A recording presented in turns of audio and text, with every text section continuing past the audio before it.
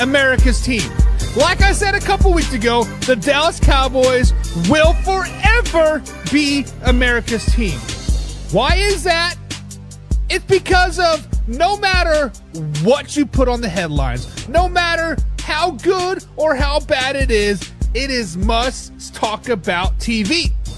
For example, Jerry Jones is now countersuing a woman that alleged that she was his father back in 1998. Back in 1998, this particular woman said Jerry Jones fathered me, yada, yada, yada. Long story short, the case got thrown out. The judge is like, yeah, the paternity test shows otherwise. No, this is false information. Jerry Jones is now in court as of Monday, right now, countersuing this particular woman. So therefore, the press release, the presser that, that Jerry Jones and the Dallas Cowboys always hold on the second day of training camp has been delayed. It has been delayed. And this has led ESPN, Get Up, First Things First. It has led all of these talk shows because of the simple fact that it is the Dallas Cowboys. It is the Dallas Cowboys. Good, bad, or indifferent, we can't keep their name out of our mouths. The Dallas Cowboys. Forever America's team. If you don't like it, do something about it. I guess. I don't know. Do something about it. But cue that intro. Are you ready for the best damn NFL show on the planet? Man Hour Nation, rise up. Yeah, hey, let's go. Hitting that gridiron, we going hard, we running the plays. You know the vibe, only the strong survive. Gotta keep your head in the game. Talking NFL, uncut, straight raw, steady bringing that sauce. We about to take off, get it hype. This man, our sport talk. Yeah, from the quarterback to the lineman, everybody bringing heat. You don't really want to try them. Hey, who gon' win? It's a battle of the giants. This show is the flyest. Nobody can deny it. This is Man Hour. Sport Talk. Man Hour. Sport Talk. What team you reppin'? We keep it interesting. Who caught another down? Who got that interception? This is Man Hour. Sport Talk. Man Hour. Sport Talk. What team you reppin'? We keep it interesting. Who caught another down? Who got that interception? Let's go. And what is up, Man Hour Nation? Michael Buckeye here with the Man Hour. Be sure over to manhourradio.com. Check out the merchandise page or check out the blog section as well. But most importantly, check out the forums section. If you are like me and you like to troll the old interwebs and talk your shit, head over to manhourradio.com/forums and click on the forums. Log in, talk your shit. The only moderation over there is me, myself, and I got some thick-ass skin, so if you're getting kicked out, something is wrong. You need to reevaluate your life right now. But if you are just a casual trash talker or just like to share memes and have good times, we have tons of groups out there. We have every divisional group and every team group out there, of course, at Facebook.com. If you go to our Facebook.com/manhour, click on groups, you will see all 32 plus 8, 40 some odd groups that we have out there. Actually, we have 41 groups because we have a general Man Hour NFL chat as well. Well, guys, we got a great for you show lineup today. We're going to talk about the AFC South all week long. We're going to break down the Tennessee Titans today. The baby blue team themselves. We're going to talk about them today. But before we get too carried away, we got to welcome some people in the chat. I've been slacking off giving you guys recognition, but let's welcome people in the chat. First things first. We got to welcome my man John Pebbles in the chat. He says, all will be playing for second except for Dallas. They'll get third. Apparently, John thinks the Eagles are running the NFC this season. And also says that all of ESPN sucks. Dork Lorsey says so. Not wrong. Wrong. Got Jade Chamberlain in the chat today as well. He says Dallas wins the AFC East and then Green Bay comes to town as a wild card team and takes them out in the playoffs. Woo! Slow it down, baby! James, We talked about the NFC last week. You know damn well I told you the Green Bay Packers are going 12-5 this season. You know damn well the Detroit Lions are going 10-7. If anything, the Detroit Lions will be coming to Dallas to play them in the wild card game and then beat them in the playoffs. But the Green Bay Packers will host a home playoff game, and it will be wild card weekend. Wild card weekend. John says, you can see Man Hours Trust his stuff showing his 40. Showing my 40? This isn't a 40, man. This is a Ghost energy drink. Orange creamsicle. Orange creamsicle. The fave. James says, Titans can be a very dangerous team. Underestimated team at that. James, we're going to get into that. We are going to get into that because I think you are correct on that. I think the Tennessee Titans are a very, very underrated, undervalued team, right? I think they are built to win a lot of games this season.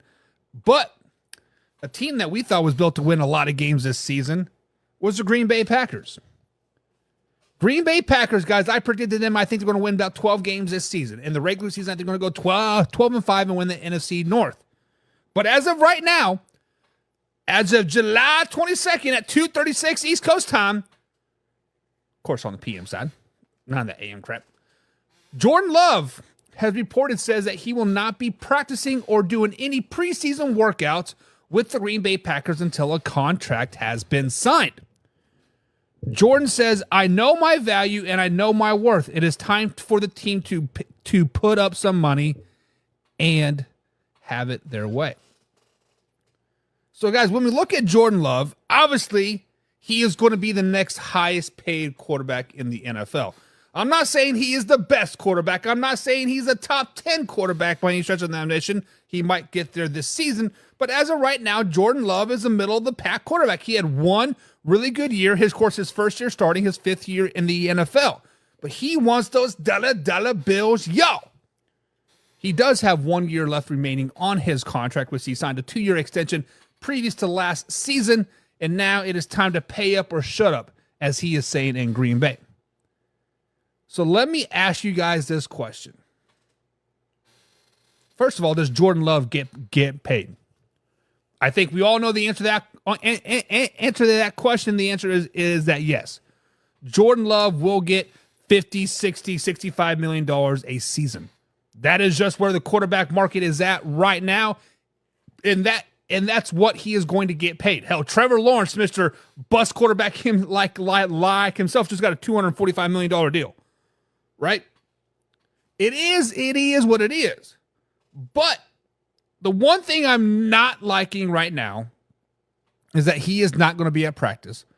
He's not going to be participating in preseason games. He's basically holding a passive-aggressive holdout, right? He'll be at the complex. He'll be lifting weights and doing film study, but he's not going to be on the field practicing. Holding out. Are you guys okay with this? Are you guys okay with Jordan Love holding out? I am indifferent about it because I understand you got to get your money. Quarterbacks have a little bit larger window to get their money than running backs, receivers, defensive tackles, whatever, right? Usually that second contract is your money maker. That is when you get set for life, yada, yada, yada. Jordan Love has another contract still to come. Not this contract, but another contract, if not another contract, right? He has 3 more big paydays potentially in the NFL. If you're starting to be a diva now, after one successful season, slow it down, baby. Slow it down. I understand you had a great season last season. As I predicted, y'all would start out slow, but then build momentum toward the end of the season. You beat the Dallas Cowboys in the wild card. You competed in the divisional round. Probably should have beat the 49ers, but hey, it is what it is. But I said I was indifferent at first, but now I'm kind of upset. Jordan Love, get your ass to practice, man. Get your ass out on the practice field. Get the camaraderie building with your teammates. Granted, you aren't going to play a lot of preseason snaps anyways. Come on, man. Earn that money. Earn that money. James says, I'll be shocked if Green Bay makes him the highest paid quarterback. I don't think Green Bay wants to make him the highest paid quarterback. I don't think the Green Bay Packers want to pay him $45 million plus a season. But unfortunately, that's where the quarterback market is. If you think even just your average quarterback can lead you to potentially the playoffs 3 or 4 years, they're going to get those dollar bills, yo. Joe Burrow got paid. Granted, he did take his team to the Super Bowl, right? But he got paid. Jalen Hurts, the year before he went to the Super Bowl, got paid. Trevor Lawrence hasn't done shit. I guess 28-point comeback versus the Chargers, whatever. 1-1 in the playoffs. But he got paid. Unfortunately, it is what it is. It'd be better for the Green Bay Packers to pay the man now. Pay him before Tua, pay him before Dak, pay him before who else is probably coming up on a contract? Patrick Mahomes is probably coming up on a restructuring, rework deal, right? Daniel Jones is probably going to get paid again. Kyler Murray's going to get paid. Brock Purdy's going to get paid. It's probably time to do it now than later. Because if you wait till after the season, what if he wins the MVP? What if Dak gets $65 million a season? What if Tua gets $67 million a season? What if Kyler Murray restructures to get $70 million a season? Now you got to pay him 72, 73, 74. It just keeps going up. It is what it is, what it is. John said, do it this year. They will compensate him. Josh Jacobs is a big addition. Josh Jacobs is going to be a bust this season, John. Josh Jacobs this season he's going to be a bust. I'm not saying he's not good. Don't get that twisted. Do not take it out of context any way, shape, or form. But Josh Jacobs isn't going to be living up to the 1,600-yard season. He'll be lucky to break 1,000. Let's just be honest.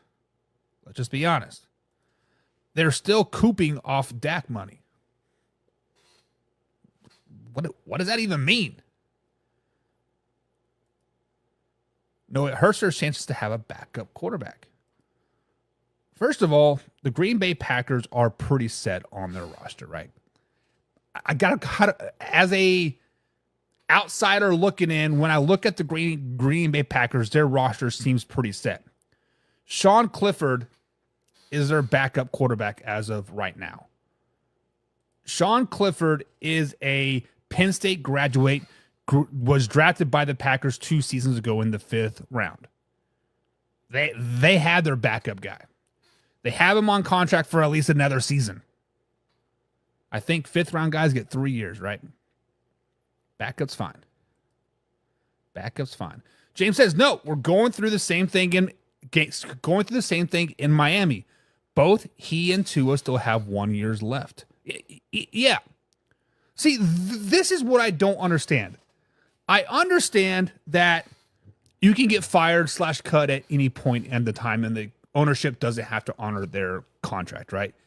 That's why a lot of these players want some guaranteed money now. But Jordan Love knew he was signing a 2-year kind of prove-it deal, right? 1 year prove-it deal, 1 year extension. And this is his 1 year extension. This is his prove-it year, right? Just honor it up, man. Damn. Donnie's in the chat. What's up, Donnie? Says, I don't know why Dolphins can't put a value on Tua. Like he's not a baller. The problem with Tua is last year was his first full season being healthy. Guys, correct me if I'm wrong. Because the previous seasons, right, we saw him concussion issues. And the year before that, when they made it to the playoffs, they played the Buffalo Bills in the first round, and Skylar Thompson started for him. The problem with Tua is I think he could potentially be a baller. like I'm not saying he is in the GOAT conversation or top 5 conversation, but top 15 through top 9 is right where you need to put Tua. He is a good quarterback. He is not going to, he should wow you with stats with the offense that he has around him, but he isn't going to wow you with his ability, with his scrambling ability. He has a strong arm. He's smart.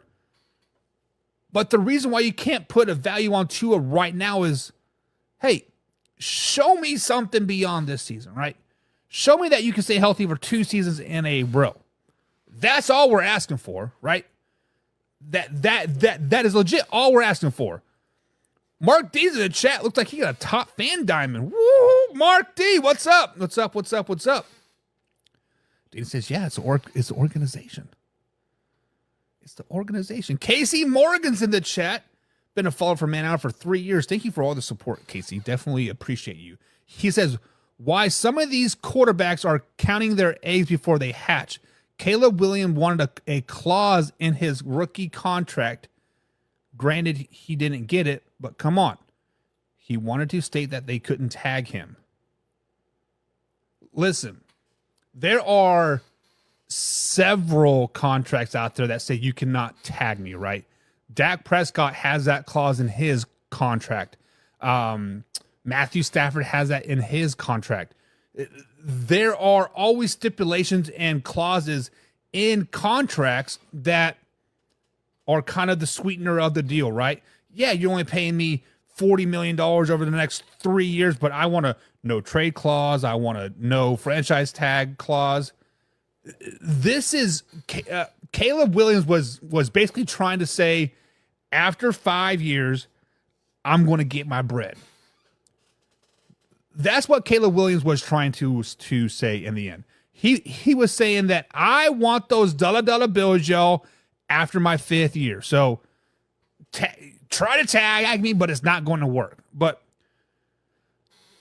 the lot of stuff that I read on or see on about Caleb Williams, I take with a grain of salt, to be totally honest. Because do you guys remember pre-draft? It was like Caleb Williams like, oh, I want part ownership. I want this, yada, yada, yada. None of those words actually ever came out of his mouth. I think it was like his dad and his uncle and maybe a brother. Never once did those words come out of his mouth. Now, obviously, Hard Knocks is coming out with the Chicago Bears here in a few weeks, right? And I'm sure this will make the TV episode. Caleb Williams signing his rookie deal. I'll just be curious. James thinks the NFL QB cap is coming. Probably. It has to at some point, right? Like the cap just keeps growing and growing and growing. Honestly, we talked about this a month ago about a max salary, just like a max salary that a said person can make, right? Kind of like the NBA. You can, like a max salary cap player can make $230 million for 5 years or something. Like they have to be. But I think what James is saying is like we're going to have a regular salary cap for the 51 players and then, or like 49 or whatever it is. And then we're going to have a quarterback salary cap for those 3 guys, right?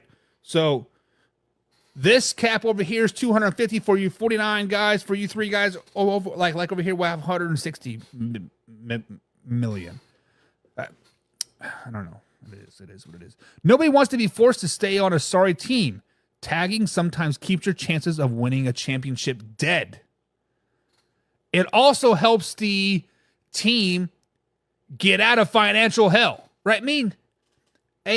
When you franchise tag somebody, it's not like you're getting breadcrumbs by any stretch of the imagination. It is the average of the top 10 salaries at your said position. Just like when the Giants wanted to franchise tag Saquon Barkley a couple years ago, it was still going to be like $10.9 million, and then he signed a 1-year deal for a 10.5 or something. It was why did you do that? But never underestimate Bama back. Bama sucks. Bama is terrible. Casey says Tua is carried by his offensive weapons. I can concur with that. Once Tyreek Hill is, a little bit longer in the tooth, maybe next season, like not this season, but the next season, we will really see how good Tua is, right? James says, I love Tua and want to see him Miami for a long time, but Buck is right on one point. Oh shit. I'm right. I'm right. Yoo-hoo! Says, yeah. What's up, yoo-hoo? Glad you are joining us today. And John says, what's good is going to do NFL Europe? What's good going to do in Europe? I don't know. Count champions, Buckhorn. I don't need to count championships for Bama. But Jordan Love will be sitting out preseason and practices until he gets a contract done. Speaking of sitting out, missing OTAs, Aaron Rodgers.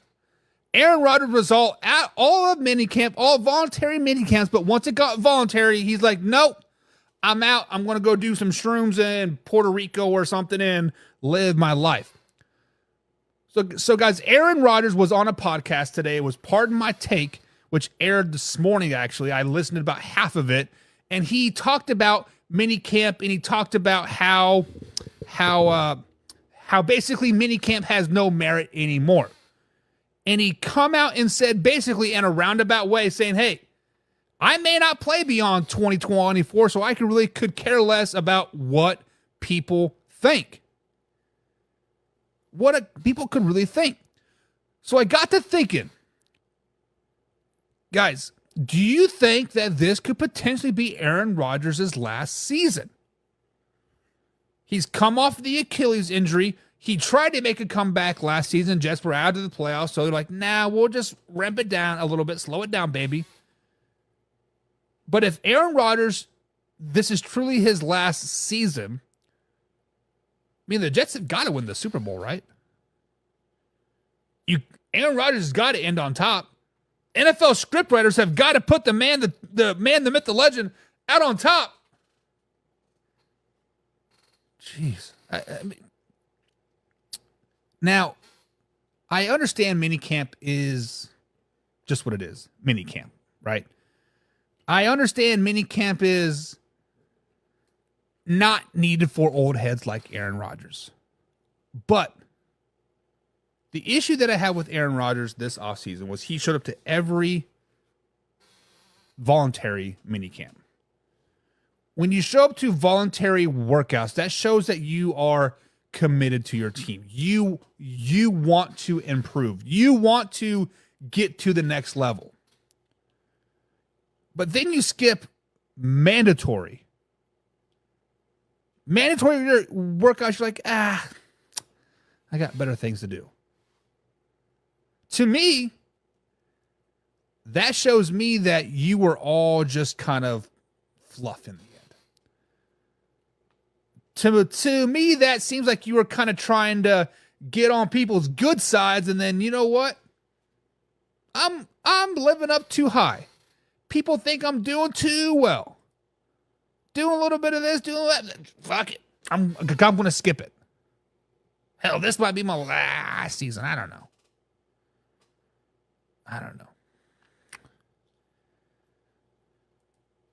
Casey says, could you imagine how much drama it would be if Diggs and Rodgers were on the same team together? See, Stephon Diggs doesn't really show drama till off season, right? Once July 15th hits, Stephon Diggs, we don't hear a lot from him, right? He kind of sticks his head down and he does work. Now, when Josh Allen throws that pick six to end the game, or throws that incomplete pass to like end the game, or Patrick Mahomes drives down the field in 13 seconds to win the game, then we start to be like, what's going on here, right? But really, if you think about it, I personally don't hear a lot from Stephon Diggs during the actual season. During the actual season, you hear very, very little from Stephon Diggs. Aaron Rodgers, ever since being on the Pat McAfee show, has kind of given himself a bad light, you know? I mean, granted, you can call him a diva or this or this or this, but he was given a platform on a show like the Pat McAfee show, the biggest podcast out there, the best show on ESPN, right? To speak his mind. And you can love him or hate him about it, and that's just the way it is. Jake the Snake is in the chat. The Snake Sports Talk coach. Go check him out. My man's based out of Vegas. If I remember correctly, Jake, you are a Raiders fan, but check that man out. He says, I'm really curious on the Jordan Love contract. He should be paid respectively, but then what does that mean for Tua and Dak? So basically what that means, Jake, you do have 3 guys that are up for a contract. Obviously, Jordan Love and Tua have 1 year left on their deal. So if they don't play this season, which Tua is in camp doing his thing, he plans on playing, right? He plans on putting those haters to rest, but Jordan Love wants that big deal. If he doesn't play, I think you have to commit by week 7 for a year to count. Then it just tacks on to the next season. Basically, all that means is whoever gets paid first out of those 3 will be the 3rd lowest paid quarterback. So if Dak gets signed first, he'll get a $60 million. Excuse me. If Tua gets signed next, he'll get $62 million. If Jordan Love signed next, he'll get $63 million. So basically, it's better for the teams to come to the table now than later. It's just the way it is. Just the way it is. It all could depend on how he performs on his Achilles and mentally how really feels moving forward, because he's just getting his and doesn't show a lot of commitment. Basically, Jake says, hey, if my Achilles feels well as an Aaron Rodgers, I'll be at practice. I'll be there. I'll take you to the playoffs. Probably not, but I'll try. But if you sore and injured, I'm done. I'm done. Donnie says, you might be the only person that believes that. What did I miss? Are you talking to me or somebody else? Whenever I hear about Rodgers on the offseason, I just imagine he sits in a dark room with a tinfoil hat on shrooms, right? On shrooms. Jake says, actually, I'm a Chargers fan. What? Those exist? Chargers fans exist out there? I'm actually a Charger fan. I'm actually living in Denver, Colorado. Found a new home for the show. Let's go. Moved from Vegas to Denver, Colorado. I hear Colorado's very, very nice. Very, very nice. I feel Love will stay a Packer. Tua and Dak will be on new teams next season, says Casey. How about this?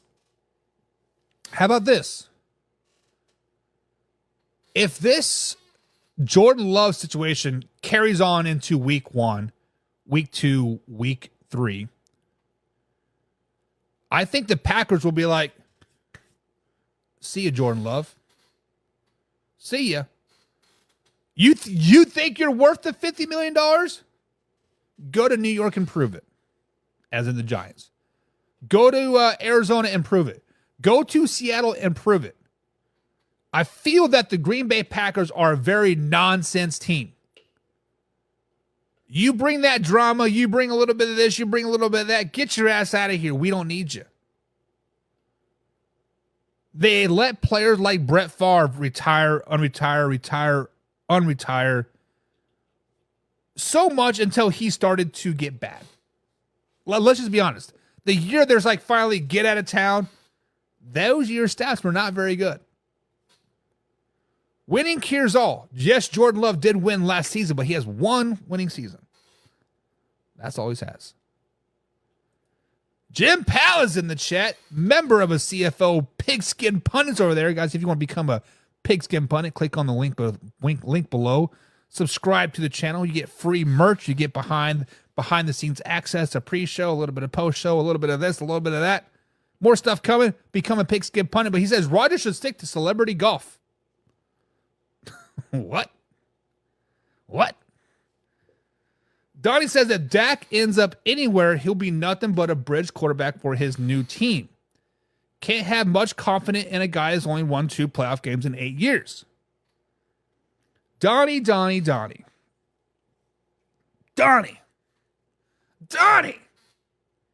Dak Prescott, my man, is a top 5 quarterback in the NFL.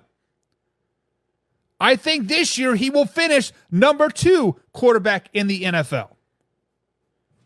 It is not Dak Prescott's fault that he has only won 2 playoff games. It has been the defensive fault that they have given up so many points in the playoffs. It has been the play calling in the playoffs that has given him the ability not to win the games. Dan Quinn is a terrible big-time game coach. Every time the game is on the line, defense, offense, head coach, whatever, Dan Quinn shits the bed. Look at it last season. Buffalo Bills, big game. Needed that win. Vanilla defense still getting ran on. Oh, look, there goes James Cook for another untouched touchdown. Green Bay Packers, playing man defense all season long, press coverage. You come out in zone. Oh, there goes Aaron Jones, another untouched touchdown.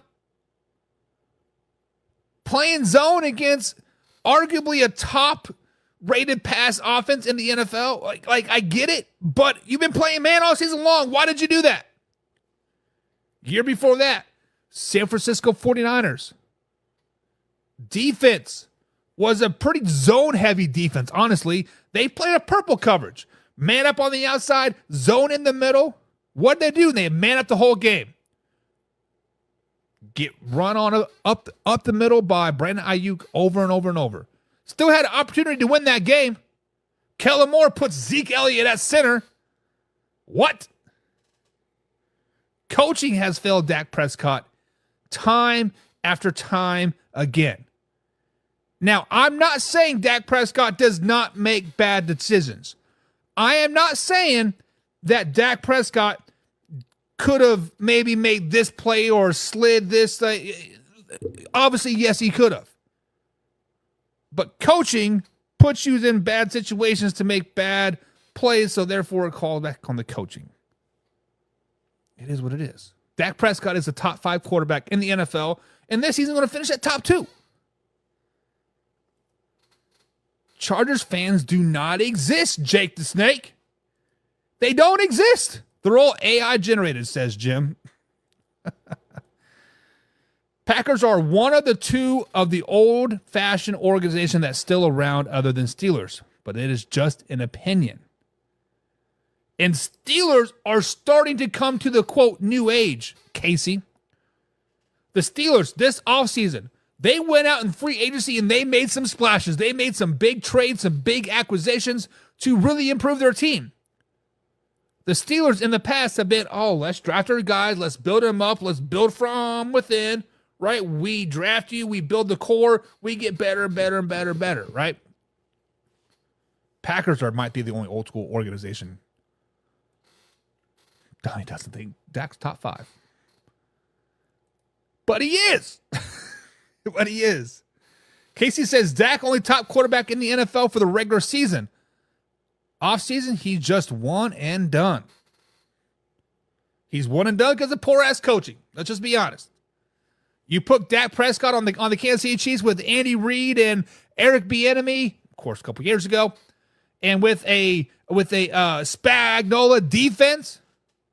He's probably 2-time Super Bowl champion. He's probably 3-time Super Bowl champion. I'm not saying he's better than Patrick Mahomes, but I told you guys this. Patrick Mahomes is a system quarterback. Fits that system very, very, very well.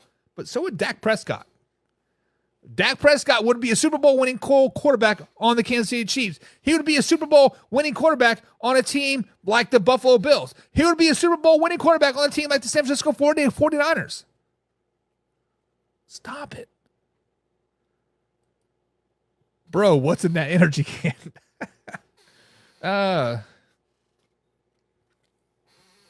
You'll never know. So he led the league in interception when he threw those. Not the coach, bro. Like I said, Donnie, like I said, coaching put Dak Prescott in bad position to throw those interceptions. When your defense is bad, time and time again, giving up 20 points in the first quarter. You have to throw the ball 50, 60 times a game, and that's not Dak Prescott. Dak Prescott is a play-action quarterback. Dak Prescott is not a sit back in the pocket, read the defense type of player. He wants to hand it off. He wants to play action pace. Boom, boom, boom, right? 3-4 seconds top. He's out. Six seconds. INT, baby. Jim says the only way to tell the gays apart from the regulars in my area are to see if they're wearing Dallas Cowboy star. Gay as shit. And I'm pretty sure you're right, Casey. Josh Allen did lead the league in interceptions last season, I'm pretty sure. Of course, Josh Allen does that a lot anyways. But guys, that is some news for today. It is time to get into a little bit of Tennessee Titans talk. Tennessee Titans, obviously, guys, was it a rough season last season? It was a very underwhelming season. Let's just be honest. They had a lot of quarterback controversy. They went back and forth. They did a little bit of this. They did a little bit of that. But this offseason, they said, Will Levis, you are our quarterback. You are our quarterback moving forward. They traded away Derrick Henry. They brought in Tony Pollard. They cut Ryan Tannehill, made Will Levis the starting quarterback, brought in L'Jarius Sneed, brought in Calvin Ridley. From a rough season, and last season they did finish 6-11. Granted, they did win the final game of the season versus Jacksonville Jaguars to knock him out of the playoffs. So that's a win-win in many books here. But the Tennessee Titans guys are a team this year that's going to shock some people. The Tennessee Titans are a team this season that is going to be like, hey, we here, baby. But they have some quarterback questions still. Obviously, Will Levis will be the starting quarterback for the Tennessee Titans all season long. But they brought in a backup quarterback by the name of Mason Rudolph this season from the Pittsburgh Steelers. They also have a quarterback on the roster by the name of Malik Willis. There's really only room for 2 quarterbacks on your active roster. Yes, you have the emergency third-string quarterback now, thanks to the San Francisco 49ers, because they can't keep anybody healthy. But we digress. So we got to ask the question. When we look at the quarterback room in Tennessee, who will be the backup quarterback? Who is going to end up being cut? Is it going to be Mason Rudolph or is it going to be Malik Willis? Now, on the surface, on hindsight, I think Malik Willis is the outside guy. He is on the outside looking in. Mason Rudolph is a good stopgap quarterback if Will Levis happens to go down for a game or 2. Malik Willis just hangs on to the ball too long. We saw it last season. He doesn't read play action pass very, very well. He's just a very, very raw quarterback. However, he is a good practice squad quarterback for the Titans this season because the Tennessee Titans do play teams like the Buffalo Bills. Excuse me. That have a mobile quarterback. They play teams like the Indianapolis Colts that have mobile quarterbacks. Washington Commanders, right? It might be nice to have him on the on the team. So if you're breaking down the 53-man roster, Malik Willis, you are on the outside. Look in, my guy. You are out 100%. Speaking of a full room, the wide receiver room. The wide receiver room got really, really full this offseason when the Tennessee Titans brought in Calvin Ridley. Many people thought that Calvin Ridley was going to sign with the Jacksonville Jaguars, but they're like, nah, money talks, my friend. The Tennessee Titans quietly, guys, got a top 5-ish receiver core room. Calvin Ridley, Tyler Boyd now, right? They brought him in from the Cincinnati Bengals. DeAndre Hopkins. Treylon Burks, NWI. They got a deep receiving room. But for the Tennessee Titans, guys, I want you to keep an eye on this man. I want you to keep an eye on Jaquan Jackson. Jaquan Jackson from Tulane. I believe he was their 5th-round pick. Let me correct myself. 6th-round pick. He was their 6th-round pick in this year's draft. Jaquan Jackson, guys, is going to make this team, and he is going to make some noise on special teams. Special teams has become a very, very, very big thing in 2 months. Who was the guy that Ray McLeod, right? He was not on a team anywhere. Once the kickoff rule changed, boom, I believe it was the Buccaneers signed him up just like that. Tennessee Titans are going to have a great, great special teams room. Great receiving core room, and this guy can fly. This guy has the long speed. What do I mean by that? Yes, you have spurts where Tyreek Hill can hit 23 miles an hour, but it's only like 10, 15 yards, right? You have spurts where Xavier Worthy can, hit the 24 mile an hour mark. Yes, it's about 20 yards. This guy right here can run 22 miles an hour for 80 yards, straight down the field. Give that man the ball. James says, let's not forget that they also named Brian Callahan as their new head coach. It's going to be magic. Going to be magic. Magic, magic, magic. Speaking of a full room, the running back room got a lot fuller too. Now have Tony Pollard, right? Guys, the Tennessee Titans are a loaded team this season, and it all starts week number 1. It starts week number 1 when they travel to Chicago to take on Caleb Williams and the Chicago Bears. Yes, I understand there's a lot of hype around Chicago this season. Listen to me last week, I kind of put that nonsense hype to rest. Let's just be honest. They're going to be a competitive team. They're going to be a good team. Do not get it twisted. But the Tennessee Titans are a really, really good team as well. This is going to be a really, really good football game. Unfortunately, the Tennessee Titans come up short in this game just because it is on the road. I think Will Levis on the road for his first real opening game start versus Chicago Bears and the Caleb Williams. Of course, that stadium's going to be crazy.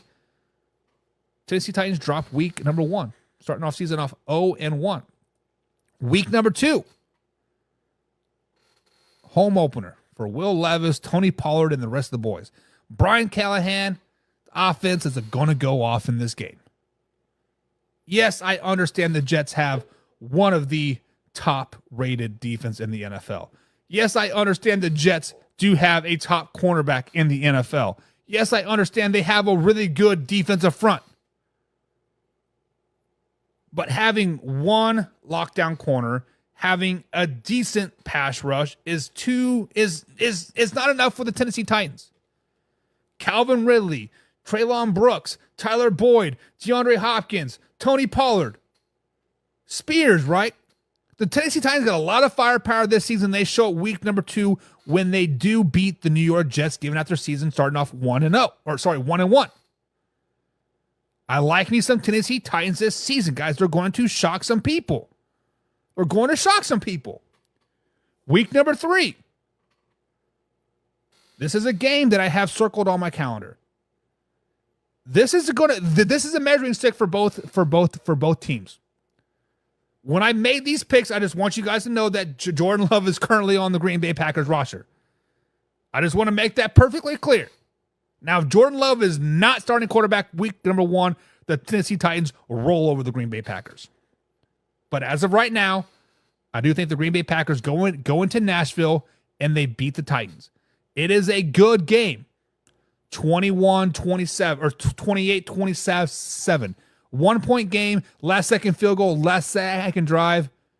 It's going to be a really, really good game, but they do start the season off 1-2. One thing I've noticed so far on this Titans young season is they play a lot of tough games, right?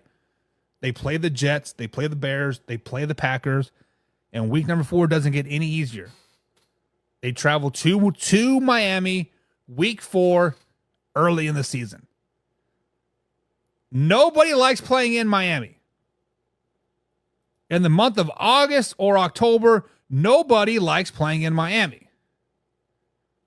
And unfortunately, the Tennessee Titans, the Heat get to them a little bit in this game.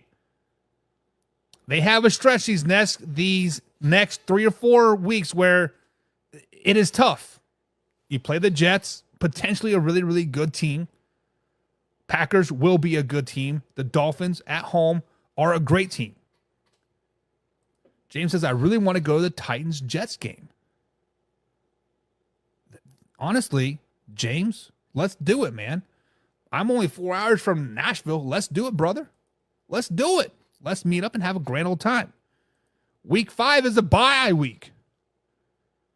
Right now, the Titans are 1-3 at this particular point, right?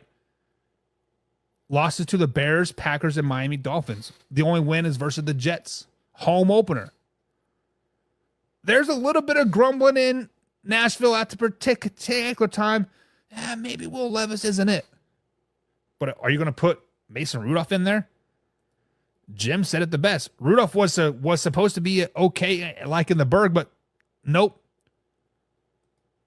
There's going to be no quarterback changes this season. Will Levis is the guy all season long, barring injury. But week 5, get a bye week, get our feet under us because it does not get any easier for the Tennessee Titans. The Tennessee Titans have a tough NFL schedule this season. James thinks going up against the red-hot 3-0 Dolphins, you lose, Tennessee. You lose. I concur. The Dolphins do start the season off hot. I actually think that's starting off 6-0. First loss coming to the Colts. Speaking of the Colts, that's exactly who the Tennessee Titans play week number 6. Indianapolis comes to Nashville to take on the Titans. When you look at history, now this is just me kind of thinking that I know the history. I didn't look at it. Don't get it twisted.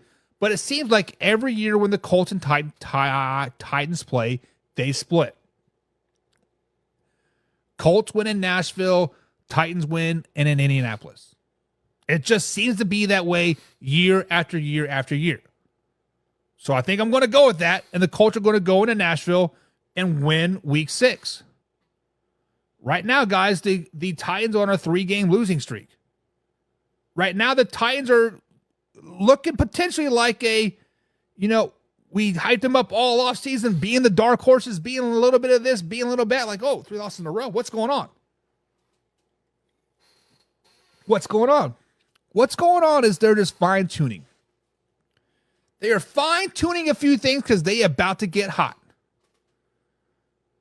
They are about to get hot. Week number 7, the water starts to get the little boil points. Boop, boop, boop, boop. The water has been on the stove for 6 weeks here.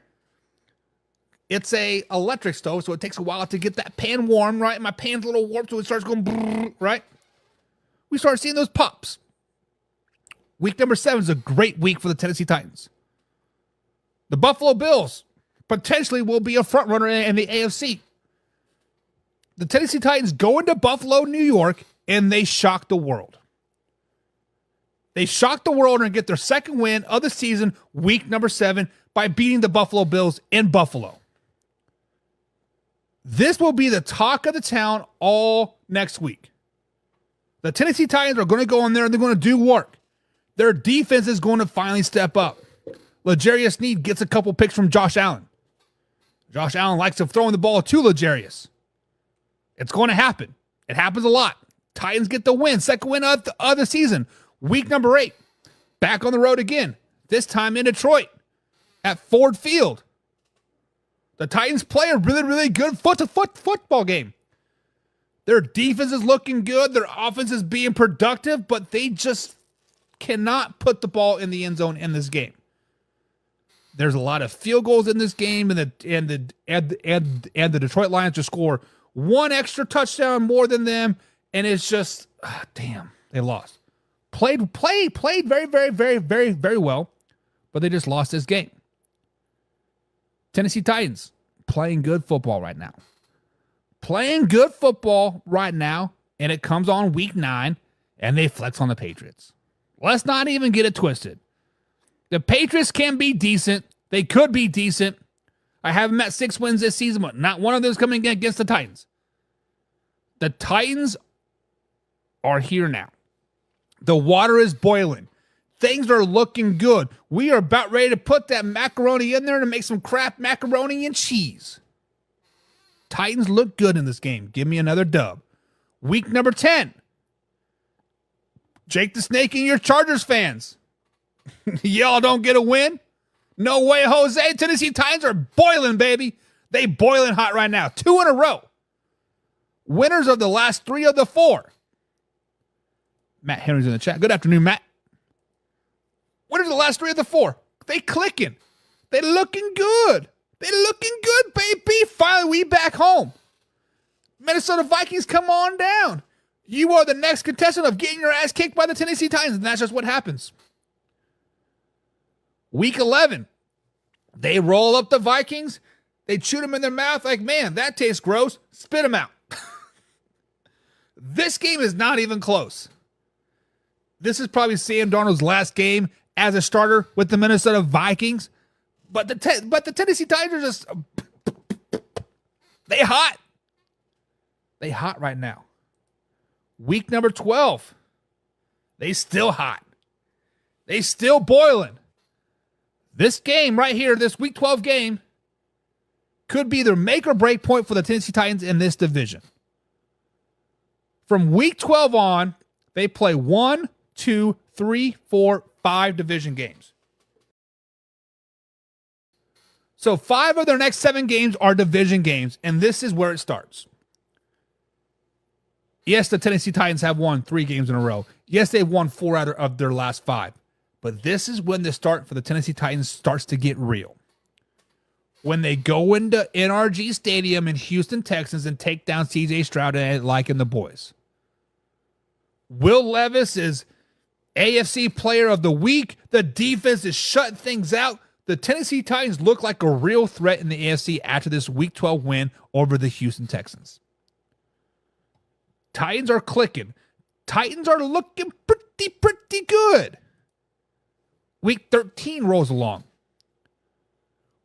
Looking pretty good. Clicking pretty good. Winners of the last of the 6-7. Looking pretty nice, right? The Commanders come up and bite them in the ass. Week 13, after huge wins over the Buffalo Bills, the Chargers, the Vikings, the Houston Texans, they lose to the mighty Commanders. The Lone Ranger, the Commanders. The Commanders are going to be a good team. Let's not get it twisted. But the Tennessee Titans should have won this game. The Commanders end up beating them in this game. Week 14. Tennessee Titans are still a pretty young team. Brian Shanahan still kind of has the old school mentality on their team. Still hasn't really fully integrated his style into this team yet. And Week 14, I still feel like they're looking over the back loss. Like, man, we lost to the Commanders. Man, we should have beat the Commanders. Oh, we should have done this. We should have done that. And the Jaguars come up and bite them in the ass too. I don't think the Jacksonville Jaguars will be any good this season. I think they're overrated, overhyped, overpaid team. I just don't see it. But they do win this Week 14 game versus the Tennessee Titans. 2-game losing streak to the Commanders and to the Jaguars as of right now, right? They're sitting at 6 wins. Sitting at six wins, kind of competing in the AFC South, right?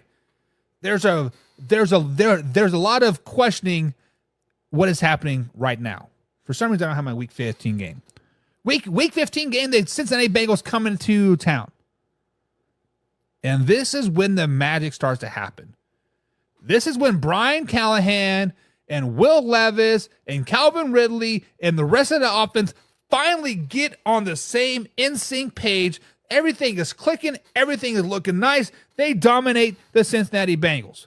They go into Indianapolis. They dominate the Colts. They go into Jacksonville, and they dominate the Jacksonville Jaguars, winning 3 of their last 4. 3 games in a row now. In Week 18, they could continue sweeping through the AFC South, and they beat the Houston Texans, giving them a 10-7 record on the season. By winning the last 4 games of their season, I think they will be atop in competing for an AFC South title. They are for sure in the playoffs. 5, 6, 7 seed. It doesn't matter. It doesn't matter if they're a wild card team. It doesn't matter if they're a division team. This is a team you do not want to play late in the season. They may have started off slow. They may have started off 2-7, 2-6, but they got hot. Win 4 games in a row over the Patriots, Chargers, Vikings, and Texans. Lose 2 games in a row. Then win 4 games in a row over the Bengals, Colts, Jaguars, and Houston Texans. I think they're a 10-7 team this season. I think the Tennessee Titans are a really, really good team this season. I think the Tennessee Titans are a team that you really don't want to play at all. But with that being said, guys, what do you guys think? Am I too high or am I too low on the Tennessee Titans? 10-7, potentially AFC South champions. Let me know in the comments. We'll see you next time. Until then, we out.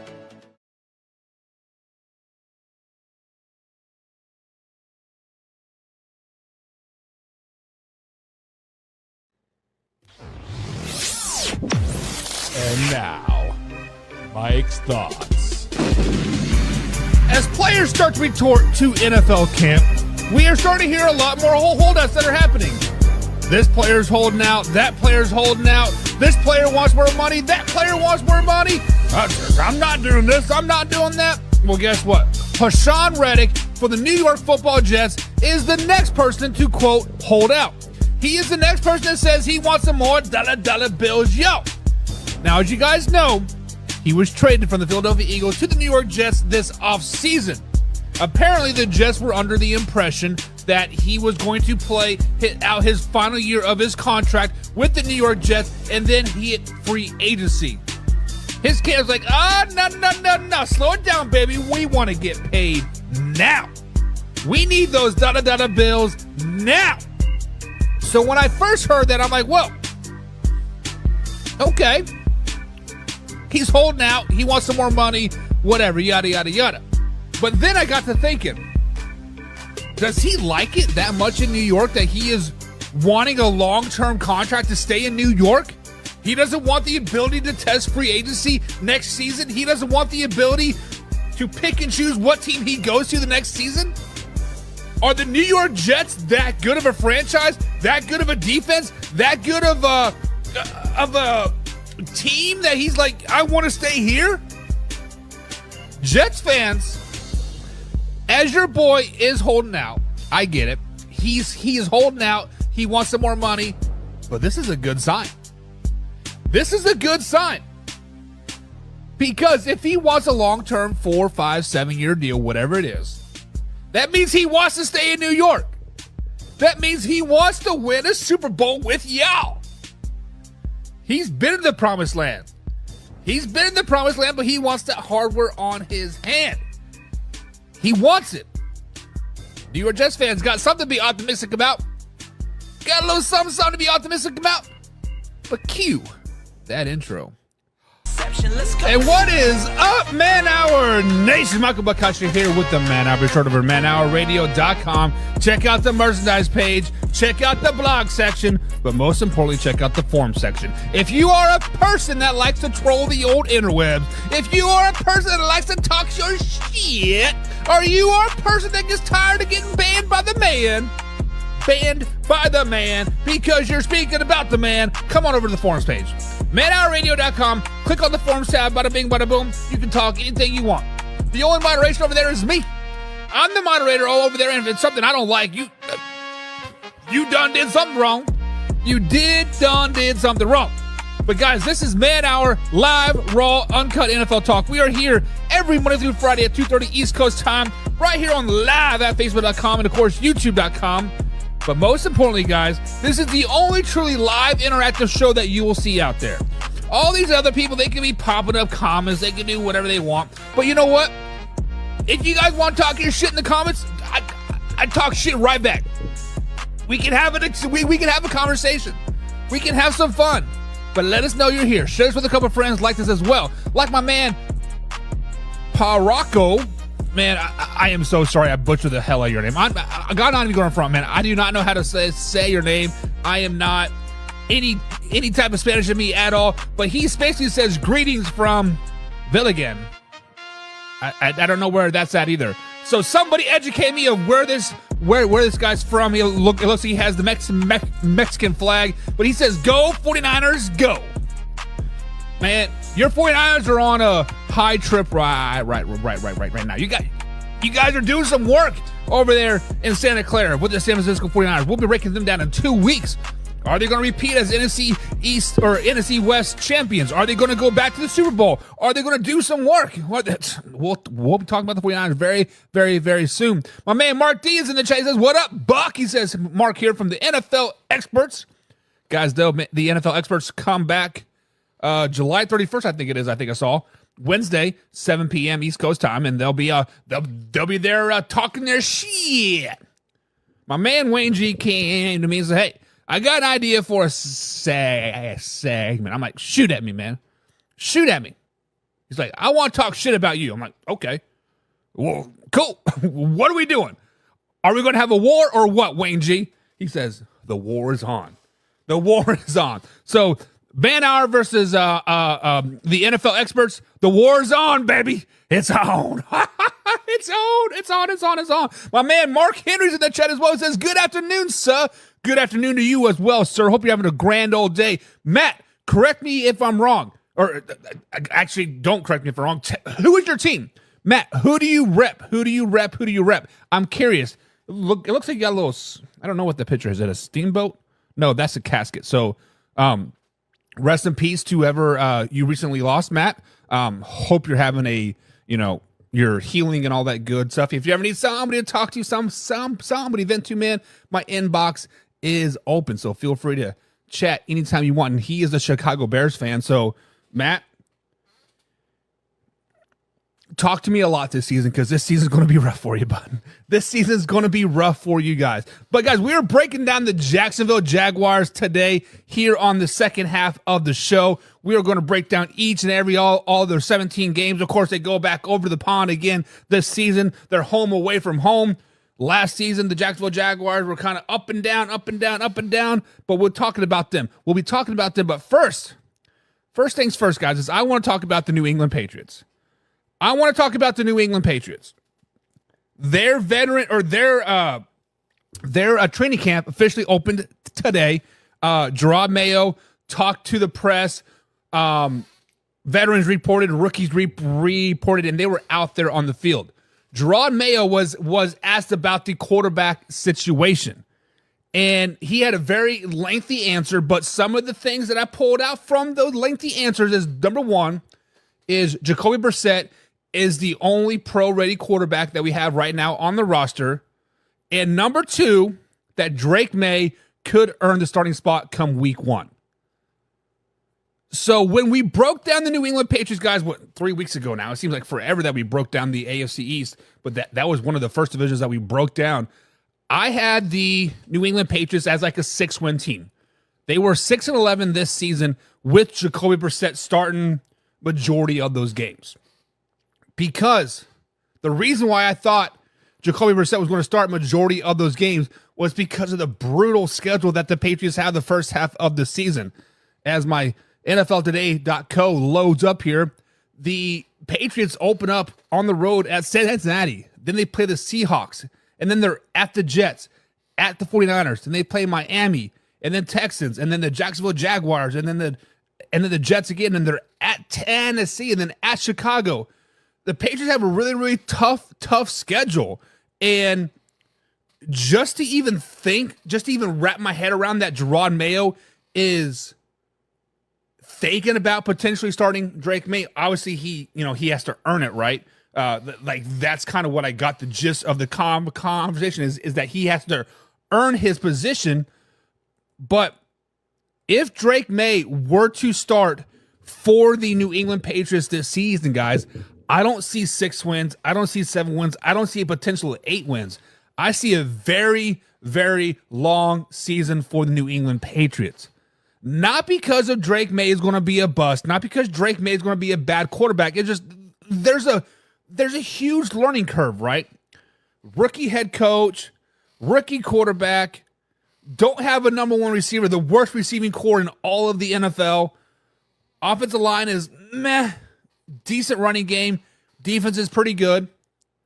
So why would you throw in a potential franchise quarterback in week 1 just to get beat around all season long? It is hard for me to wrap my head around and fathom that. Why would you do that?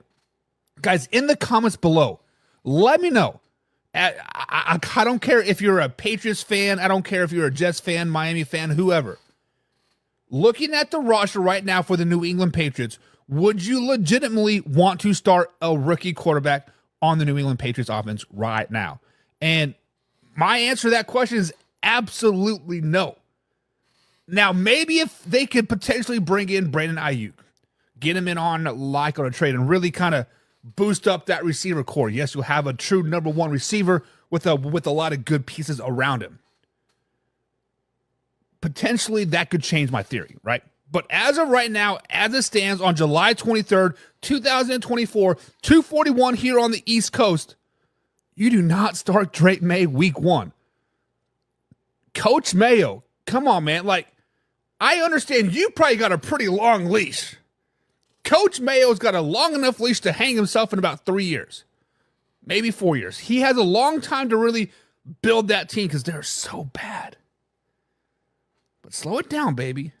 Slow it down. Matt Henry says, I like Mayo, but I think they are in for a long season. A long season. They don't have many weapons. To be honest, they don't have any weapons. There's a reason why they were the 3rd overall pick last season. There's a reason why Kendrick Bourne is their number 1 receiver listed per ESPN.com. Their potential only weapon is Hunter Henry and Austin Hooper, and they're both tight ends.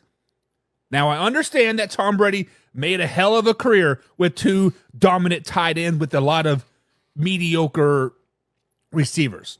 I get it. But Drake May, Jacoby Brissett is no Tom Brady. Jacoby Brissett is a good journeyman quarterback. I really wish he was still with Indianapolis. I think he got the short end of the stick in the Indy, but it is what it is. He is there for a stopgap fill type of guy. You have to start Jacoby Brissett week 1. I just think you do. Absolutely not. But unfortunately, he was the number 3 pick, and they're going to throw him in the fire, says Matt. Matt says you should definitely not start Drake May week 1, but he was the number 3 overall pick. He's expected to play. And Matt, I think you're right, man. I think you are correct. I think with the 3rd overall pick, you are expected to play, right? But Jacoby Brissett's not a bad quarterback. Jerod Mayo himself, Coach Mayo himself said Jacoby Brissett is the only pro-ready quarterback on the roster right now. I don't know. Casey Morgan's in the chat. Good morning, or good afternoon, Casey. Good afternoon. Says, I still don't know why they paid Trevor that much. We'll be talking about that. We'll be talking about some Trevor Lawrence and $245 million that he got paid. Good Lord, the Jaguars are so bad. Jaguars are so bad, guys. So bad. But let me know. In the comments below, guys, do you think Drake May should start week 1 for the New England Patriots? Why or why not? Let's have a healthy discussion down there in the comments below. Topic number 2. The Chicago Bears and Jonathan Owens. Jonathan Owens will be missing training camp. I believe was from the 26th to August 3rd. He's due to report back August 3rd. So he's missing about 7 days of training camp with the Chicago Bears. He is missing training camp to attend the Olympics in Paris to see his wife, Simone Biles, compete. She's obviously competing in the floor exercise, the vault, the uneven bars, and I believe the balance beam as well. I don't understand why this is big news, to be totally honest. I don't understand why the Chicago media is up in arms about Jonathan Owens missing training camp for a week. Well, he's not going to be ready for the Hall of Fame game. He wasn't going to play in the Hall of Fame game anyways. You're going to see high school kids in the Hall of Fame game for the Chicago Bears like in this game. What would be bigger news is that the Bears did not excuse him to go see his wife compete in the Olympics. That would be bigger news. If I'm Jonathan Owens and the Chicago Bears said, no, we're not letting you go see your wife compete and compete for the nation, be the top gymnast in the world. Nah, we're not going to let you go that. That would be bigger news in my book. That would flat out piss me off. If my wife was competing in the Olympics, basketball, gymnastics, volleyball, whatever, you bet your ass I'm in those stands. You bet your ass I'm there, her being her biggest cheerleader. You bet your ass I don't care about my freaking job. Hey, this is once in a blue moon opportunity here. I'm going to be gone for a week. I'll be back. I'll be ready. My work won't suffer. This won't suffer. Like, it's just common sense, guys. Chicago Bears media, chill the F out. You guys are only going to be a 6-win team anyways. Jonathan Owens is not going to make or break your season. Hell, I'm kind of surprised you even made a go at and go get him, to be honest. He's a product of the system in Green Bay. Green Bay system has a great defensive system. I'm not saying he sucks. I'm saying he's a product of the system. James Chamberlain's in the chat. What's up, James? He says, what's the over-under on Samoa Biles quitting again? Didn't last Olympics, what was it? Was it London was the last Olympics? I can't remember. Didn't she tear a hamstring or a quad or something? I don't know. Gymnastics really isn't my thing. The thing that I like to watch in the Olympics is the pools, the swimming. I like the underwater camera and watching them swim and just like how they just like I don't know. It's just fascinating, like just how the water moves around them. Freaking love swimming events. Whether it's the butterfly, whether it's the 110 meter freestyler or whatever it is. I love it. I love it. Matt Henry nails it right here nails it on the head. The Olympics are once in a lifetime opportunity. Once in a lifetime. For Simone, it's been like 4, right? But once in a lifetime. James says, nope, she quit because of her mental health. You know what?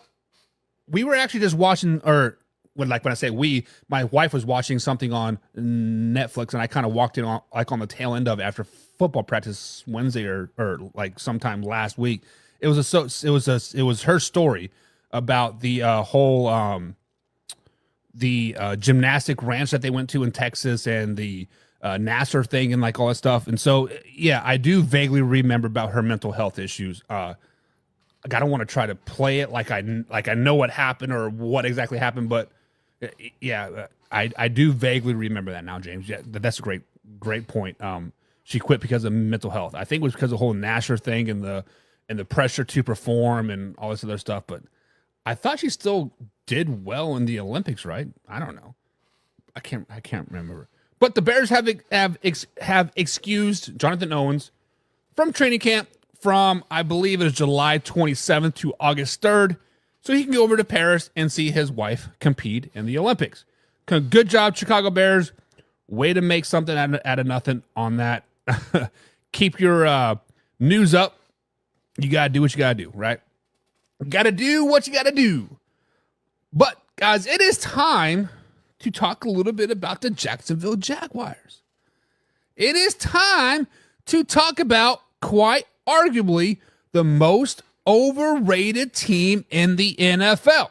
It is time to talk about a team that paid Trevor Lawrence $245 million to be completely below average. But before we talk about the 2024 season, we have to talk about 2023 NFL season.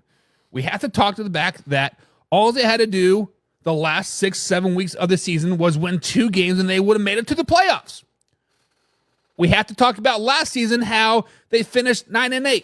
We have to talk about how last season they lost to every potential playoff team in their 2023 NFL season. Guys, the Jacksonville Jaguars are quite arguably one of the most overrated, overhyped, underachieving teams in the NFL. Ever since their 28-point comeback versus the LA Chargers a couple years ago, they have yet to make the playoffs again. They have yet to really have a dominating season. They have yet to really be the darlings of the AFC East or the AFC that everybody makes them out to be. Now, this offseason, they did add a couple pieces, right? They did add a couple pieces. They added Eric Armstead and Ronald Darby to that defensive side of the ball.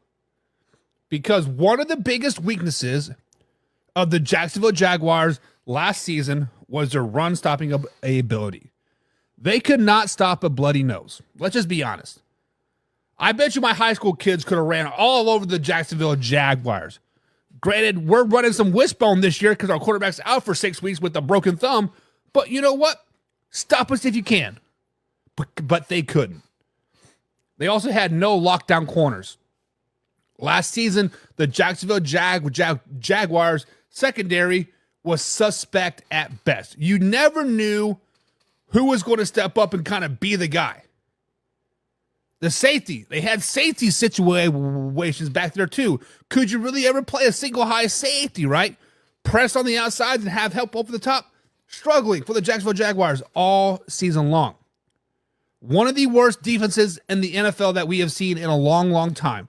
Hopefully this season they have kind of queued that up a little bit, with the addition of Eric Armstead and Ronald Darby to the defensive side of the ball. Oh, by the way, Josh Allen has a new name now. Hines Allen. So let's not get it twisted, Buffalo Bills fans. No more talking about them. But the Jacksonville Jaguars guys have to put up or shut up this season. They absolutely have to shut up or put up this season because of all of the cap that they have spent. Matt Henry said it best. Jacksonville has a history of overpaying. Just see Christian Kirk. Exactly. They just overpaid for who else did they just sign today? Was like a left guard or something? Guys, the Jacksonville Jaguars are going to have a bad season. James says the Jags get destroyed in 47 days by the Dolphins to start the season. And that's exactly where we're going to start. That's exactly where we're going to start. Week 1. Week 1, the Jacksonville Jaguars travel down to Miami for a state of Florida battle to take on the Miami Dolphins. Jacksonville Jaguars, you guys could not start your season off on any other game. This is the worst game that you could potentially start your game on. Why? Because the Miami Dolphins have a high-flying offense. What was your struggles last season? No lockdown corner. We don't know if our safety is going to be there to help us on the backside if we ever need it. We can't stop the run. And oh, by the way, our offensive line can never stay healthy either. The Miami Dolphins are going to expose that all of week 1. Miami Dolphins are going to expose that your Ronald Darby is not the answer in the secondary. Miami Dolphins are going to expose that Eric Armstead isn't the run-stopping guy that we all thought he could have been. The Miami Dolphins are going to expose that the offensive line, guess what, just isn't very good. Healthy or not, they're not very good. Hell, the Miami Dolphins defense might shut down Christian Kirk and Gabe Davis and keep them underneath 100 yards passing. There is absolutely no question in my mind that the Miami Dolphins are going to walk all over the Jacksonville Jaguars in this opening game. There's no question in my mind. James said it best. In 47 days, we all find out that all this offseason work that the Jacksonville Jaguars did is all for nothing. Darby on the defense, Eric Armstead, paying Trevor Lawrence, picking up Gabe Davis, not getting any offensive line help because we're just injured last season. All going to be exposed in week 1. Miami Dolphins are going to flex on the Jaguars, and it is going to be embarrassing. So it's so embarrassing fact that we're going to see, like my man Ant just said here, the facts are that the Texans, Colts, and Titans all got better. They all got better, and the Jacksonville Jaguars got worse. They may have thought they got better, but they didn't. They get exposed. Nash Production says, hey, what's your favorite team? Chiefs Kingdom, baby, right there. Chiefs Kingdom. I'm a Chiefs fan. But you think that is going to sway the way I think how the Jacksonville Jaguars are going to be? No, you got another thing coming. Not only did the Jacksonville Jaguars not get better this offseason, they got one hell of a first 8 game schedule too. Opening week start with Miami Dolphins. Week number 2, the Cleveland Browns come down to Jacksonville. Top 5 defense in the NFL, Deshaun Watson. If he's a shell of himself from 2019, he's probably going to take this team to an AFC Championship game. But what did we just speak about the Jacksonville Jaguars? We spoke about how they could not stop a bleeding nose on the running game. What do the Cleveland Browns do very, very well, guys? I'll wait. What do they do very well? Here you go, Nick Chubb. Oh, Nick Chubb, you want the ball again? Oh, hey, Nick, you want to run the ball again? Yeah. Jacksonville Jaguars get exposed once again that they cannot stop a bloody nose. Up and down the field goes Nick Chubb week 2. Up and down the field goes Nick Chubb, second quarter, third quarter. Hey, Nick, you want to break? I mean, you already got 260 yards. You want to run some more? Okay. That is what it's going to be like in this game. Hell, I could call the offensive plays. Nick Chubb, go to the 3 hole. Nick Chubb, 4 hole. Nick Chubb, 3 hole. Nick Chubb, 4 hole. That's all you got to do in this game. The only way the Jacksonville Jaguars have a shooting shot in this 2024 NFL season is if they average 31 points per game. They got to average 31 points per game because their defense is not going to be any good. Offensive line is suspect at best. Last season, I know it was all health. Oh, we're not healthy. We're not healthy. We're not this, whatever. At some point, health would just be like, you know what? We're just not very good. And then week number 3 comes around. Nash Productions, Buffalo Bills have a home game versus the Jacksonville Jaguars. Jaguars are kind of licking their wounds, kind of figure out, oh, shit. Gabe Davis is pumped up for this game, though. Gabe Davis is like, give me the ball. Give me the ball. I want to school my old team. Well, guess what? Trevor Lawrence has exactly 3.2 seconds to throw every down in this game. The Buffalo Bills front 7 is going to pin their ears back and go get Trevor Lawrence. Oh, you want to hand the ball to Travis Etienne? Cool. Whatever. We'll let him get 8, 9 yards, whatever. Trevor Lawrence, you're going to find yourself in the dirt a lot in this game. Gabe Davis is going to get shut down. Christian Kirk's going to get shut down. The defense gets exposed again. Jaguars do not score 31 points. They got to score 31 points to be competitive in this year's NFL. And they can't do it against the Buffalo Bills. I do think the Buffalo Bills will take a couple steps back this season, but not too much that the Jacksonville Jaguars are going to beat them. Starting out the season 0-3. Week number 4. Let's travel to Houston to take on the Texans. All the Jacksonville Jaguars had to do last season was win 2 of their last 8 games, and they would have been in the playoffs. The Houston Texans would have been out. Well, guess what? The Jacksonville Jaguars could not do that. Jacksonville Jaguars couldn't do it last year. They probably won't do it again this season. I think Ant said it best right here. Texans, Colts, and Titans all got better this offseason. Texans got a lot better. Not only with the addition of Stephon Diggs, but they added now Cam Akers to that running back room. They traded for Joe Mixon. They added Danielle Hunter on the defensive side. The Houston Texans guys, I thought were going to probably take a couple backs this season, maybe a sophomore slump a little bit for CJ Stroud. It doesn't matter. The rest of the team is really, really, really good. Really, really, really good. Jacksonville Jaguars take another hit on the chin, starting off the season 0-4. Giving us a Week 5 matchup. Week 5 matchup. Indianapolis Colts come down to Jacksonville, Florida to take on the Jacksonville Jaguars. Before we get too carried away, Casey says, you think Mac Jones will be starting position by the end of the season? It's coming. It's coming. Jim Powell says Jaguars will be lucky to win 3 games this season. Nash Production says, yeah, the Bills might be bad, but I still think they're 9-8 record at worst. Correct. Speaking of 9-8 record, Indianapolis Colts. They come, for whatever reason, the Colts don't play well in Jacksonville. I don't know if it's because of the heat, because of the travel. For whatever reason, they just don't play well in Jacksonville.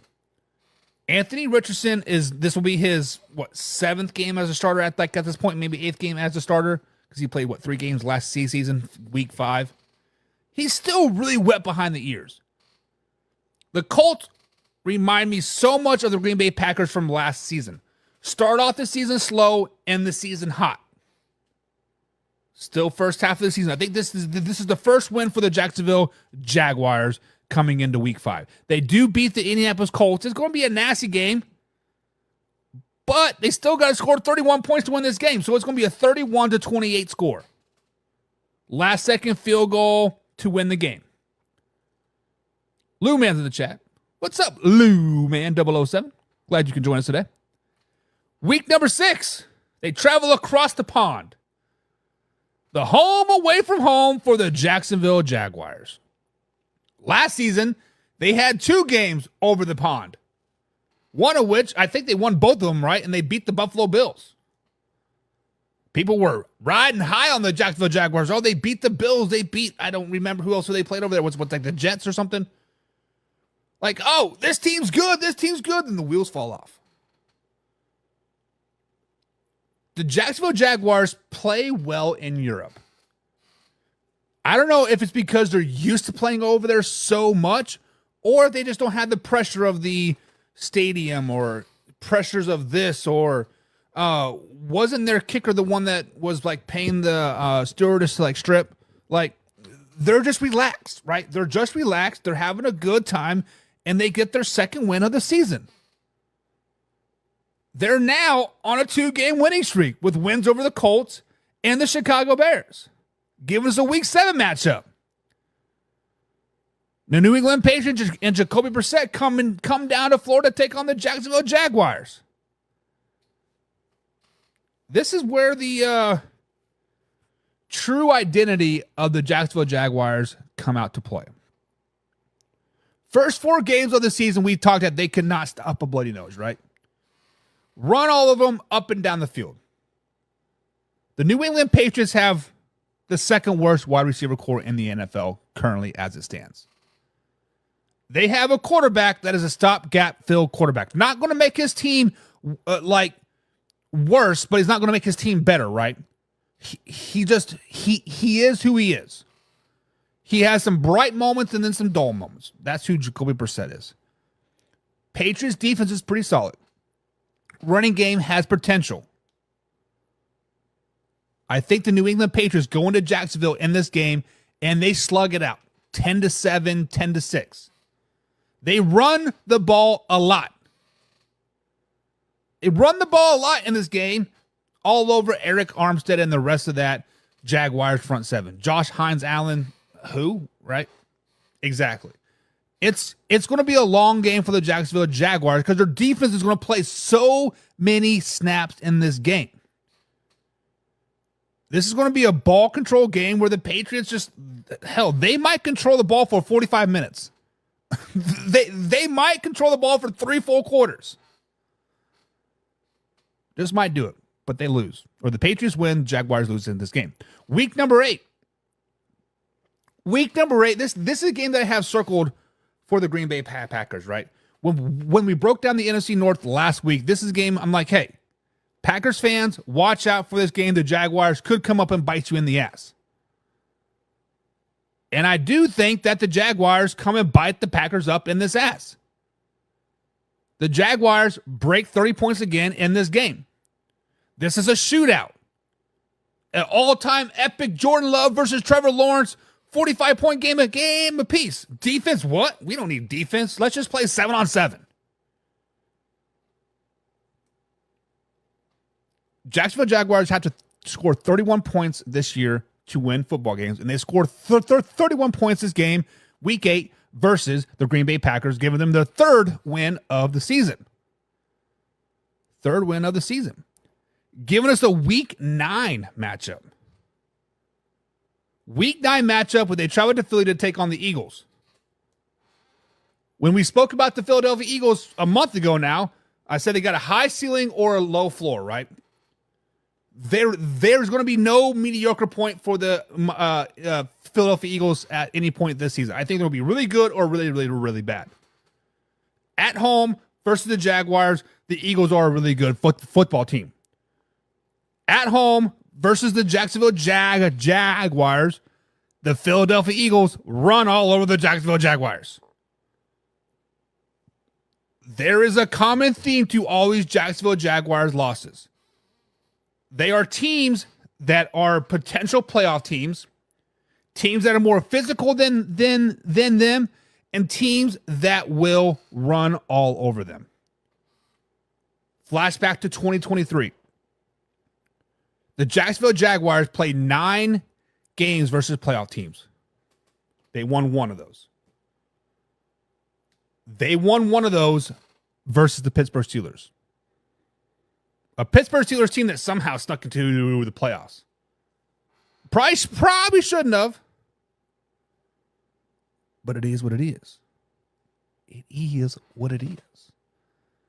Lou Man's copping me on my Roadcast microphone. Thanks, Lou Man. Jim Powell says if Love doesn't light this up, he won't be in Week 9. Listen, Jordan Love is going to be the Packers quarterback for a very, very long time. I've heard reports that Jordan Love's getting ready to sign a $270 million contract. You do not have $65 million a season sitting on the bench, Jim. That's just the way it is. And Casey said it best. He's sitting out at the moment to get paid. Jordan Love is sitting out. He's going to get paid. They are close. Lou Man thinks the Eagles lay an egg in this game. What? Slow it down, baby. Slow it down. But Week 10. Week 10 is a very interesting game for me. Because right now in Minnesota, we're hearing rumbles of Sam Darnold sucks, Sam Darnold's this, the Minnesota Vikings are trashed, or they're bust, or whatever, right? As you guys know, I do have Sam Darnold getting benched, I think it's Week 11. And I believe this was his final game versus Jacksonville Jaguars. Because the Jacksonville Jaguars do beat a bad Minnesota team. This is the one win of the season where the Jacksonville Jaguars do not score over 31 points because they simply just don't have to. It's going to be a 17-0, 21-0 type of score, and the Jacksonville Jaguars actually look like a dominant team, right? The Jacksonville Jaguars actually look like a team that's competent of winning some games. The Jacksonville Jaguars in this Week 10 game look like a team that could win the AFC South. Could they potentially get hot? Could they start to rattle off some wins? They got a win versus the Minnesota Vikings, but Week 11, everything comes crashing back down to reality. Everything comes crashing back down when they travel to Detroit to take on Jared Goff and the Detroit Lions. As I do think the Detroit Lions will only be a 10-win team this season, that doesn't mean they're not a good team. That doesn't mean they have a smothering defense. That doesn't mean that their offense is top-notch. That doesn't mean that they're going to not dominate the Jacksonville Jaguars, because that's exactly what they're going to do. Jacksonville Jaguars are going to be coming in kind of high, kind of chest out a little bit. Hey, we just beat the Vikings. Lions, meow. They get swallowed.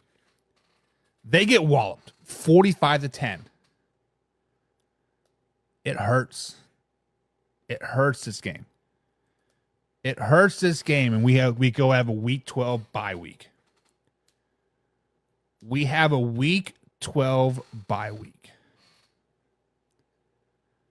Now, what I just said about Jordan Love, you do not have $65 million on the bench, right?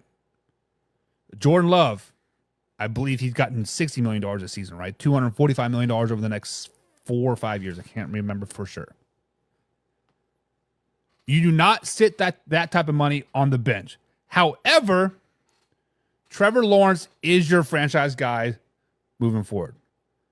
Trevor Lawrence is your quarterback for at least the next 3 years.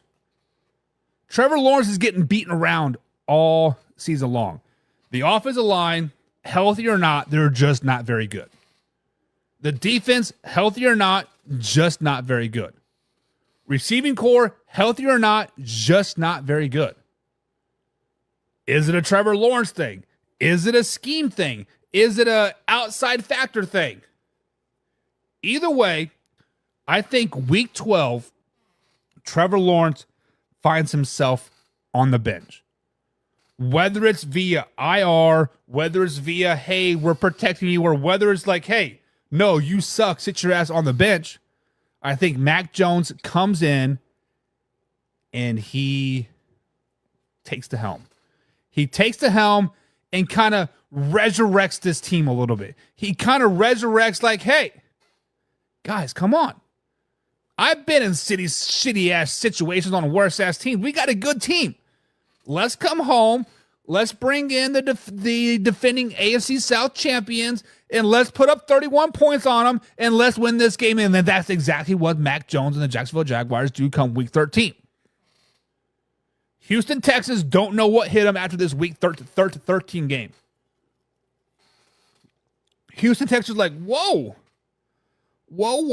slow it down, baby. We thought we were going to sweep this series. And Jacksonville's like, not today. Not today. Jacksonville Jaguars now got a little swag in them. Mac Jones is like, hey, I like playing football. I'm not too bad. Not too bad. I think the Jacksonville Jaguars carry that on into week 14. They go into Nashville. They take on Will Levis and the Tennessee Titans, and they win yet again. They have now won 2 games in a row coming off the bye week.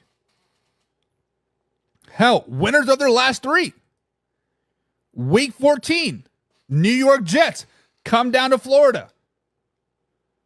Could be Aaron Rodgers, could be Nick Mullins, or whoever the hell their backup or fifth-string quarterback is. It doesn't matter. Mac Jones and the Jacksonville Jaguars right now are clicking. Right now, Mac Jones is the spark that the Jacksonville Jaguars needed. They beat the New York Football Jets in Week 15 for the 3rd straight win of the season. Giving us a Week 16 matchup. Let's travel to Arrowhead West and Allegiant Stadium in Las Vegas, Nevada. And let's carry this momentum on and beat a bad Raiders team. Not so fast, my friend. As my man Chris Berman says. Whoop! Not so fast, my friend. Or that's Lee Corso. I don't know. Whoever. Raiders beat the Jacksonville Jaguars. Raiders beat the Jacksonville Jaguars bad. Raiders beat the Jacksonville Jaguars so bad that Doug Peterson does not get on the flight to come home. Las Vegas Raiders beat the Jacksonville Jaguars so bad, hell, the defensive coordinator and offensive coordinator may not even get on the flight. Las Vegas Raiders put up 50 points on the Jacksonville Jaguars in this Week 16 game, and it all spirals out of control for the rest of the season. Week 17, back at home versus the Tennessee Titans. Another bad, embarrassing loss. Embarrassing. Week 18 game, traveled to Indianapolis. Another bad and embarrassing loss. Giving the Jacksonville Jaguars a 7-10 record on the season. Giving them a not so stellar AFC South record, not so stellar NFL record, not so stellar draft pick either. Because when you look at it, Week 12 is their bye week. They only have 4 wins at that particular time. They probably should have just kept Trevor Lawrence in there and lost to the Texans and Titans and Jets. Not give that spark with Mac Jones. I think the Jacksonville Jaguars are just an overrated, overhyped team. 7-10 this season. Lou Man says, oh boy, maybe he be fumbling again, man hour. Maybe. Jim Powell says, you don't believe they are that bad. You have to say that to look in the mirror. Talk about the Raiders. Are you talking about the Raiders, Jim? James Chamberlain says, if the Jags beat the Raiders overpay for Mac Jones in 2025. Oh, good Lord. I don't think the Raiders want Mac Jones or get Mac Jones. The Raiders will overpay for a quarterback, though. The Las Vegas Raiders will overpay for a quarterback in 2025. Whether it's for Tua, whether it's for Daniel Jones, whether it's for Dak Prescott, hell, what if it's for Brock Purdy, right? They're going to overpay for a quarterback that is not wanted on said team. They're not going to draft a guy. They're not going to go after a backup like Trey Lance or Zach Wilson or anybody like that. They're going to go for a Dak Prescott, a Tua, Kyler Murray, hell, maybe even Geno Smith. They're going to overpay. James, you are exactly right. Casey says, I feel the Jags are on a fire sale after this season, and Trevor Lawrence will be wearing new colors in 2025. Now, if that were to happen for Trevor Lawrence, there's a huge, huge cap hit. I don't know what the cap hit is, but I believe it was somewhere north of like $65 million on a dead cap hit. Meaning that the Jacksonville Jaguars, no matter if Trevor Lawrence is on their team or not, that salary goes against their team for the 2025 and 2026 NFL season. Now, I don't know how a dead cap hit hits if you trade said person, right? If you trade that player to the Raiders or to the Cardinals or to the Giants, I don't know how dead cap stuff hits then. I'll have to look that up and get back to you guys. But Trevor Lawrence will be a Jaguar unless he is traded. And looking at his contract is going to take a couple first-round picks. Is a team like the Giants willing to give up a couple first-round picks for Trevor Lawrence? Is a team like the Cowboys willing to give up a couple picks for Trevor Lawrence? I just don't see that happening. John's in the chat. What's up, John? Says, why do you think they're that bad? No trust in T-Law? That is one. I do not have any trust in Trevor Lawrence. I think he is overrated, overhyped, overpaid. I mean, yes, he did have that 28-point comeback versus the Chargers 3 years ago. But really, he has never really wowed you, right? He has had a couple games of greatness. He's had a couple games of like, man, okay, right? But then flashback to the Kansas City Chiefs game last season. Chiefs were struggling. Chiefs couldn't find the end zone, right? They still lost that game because Trevor Lawrence was just that bad. But it goes beyond that. It goes beyond the fact that they have no shutdown corner. The Jacksonville Jaguars have no shutdown corner. Yes, I understand you don't always need a number one corner to shut down the side of the field, but it helps. It's nice. Safety help. All the film that I watched, you can never count on the safety being there to cover your single high guy. If you play man on the outside, you like to have a single safety high to help over the top. That safety that they have is just not fast enough, just not quick enough to cover ground, right? Their defensive line, their front seven, not very good at stopping the run. Yes, I understand they got Eric Armstead this season. That should help. But how good is Eric Armstead? Was Eric Armstead the big name because of the people that were around him, right? Only time will tell. That week 1 game versus the Miami Dolphins, that time will tell. But most importantly, why I do not have any faith in the Jacksonville Jaguars this season is because the offensive line. Every show that I've been on, every show that I've watched, everything that I read, they're saying last year was a fluke because the offensive line wasn't healthy. The offensive line wasn't this, and this. Like, I think they said they played all 5 starters was like 40% of the snaps last season or something crazy. I get it. But when the old line was healthy, when all 5 starters were in there, Trevor Lawrence had very little time to pass the ball. Even when the offensive line altogether was in there or individually, right? Nobody really jumped off the film at me and said, hey, I'm a good right tackle. Hey, I'm a good left tackle. Nobody on the offensive line really showed me that. And that is very worrisome when you have a quarterback at Trevor Lawrence that does like to hang on to the ball a little bit. Trevor Lawrence likes to survey the field and get the big play. When you don't have time, that hurts you, and that's why I think they'll be bad this season for those reasons. WB Ant says, I blame the Chargers for the Jaguars' hype. They should have never blown that lead in that playoff game. And I think you are 100% correct. And I want to take it one step further. I bet you if the Chargers would have won that playoff game, Trevor Lawrence would have already be in a new uniform as a backup quarterback somewhere. That one 28-point comeback playoff win saved Trevor Lawrence's career in Jacksonville, gave him that big payday that he doesn't deserve, and he's the only reason why the Jacksonville Jaguars will forever be mediocre. They'll forever be mediocre. Unless something drastically happens. Somehow Gabe Davis and Christian Kirk find magic in a bottle, become the top receivers in the NFL. The offensive line gives Trevor Lawrence 6 seconds to throw the ball. I just don't see it. John says, I actually see them as a 6-11 team, but I don't think they get blown out as much. Just don't finish any games, really.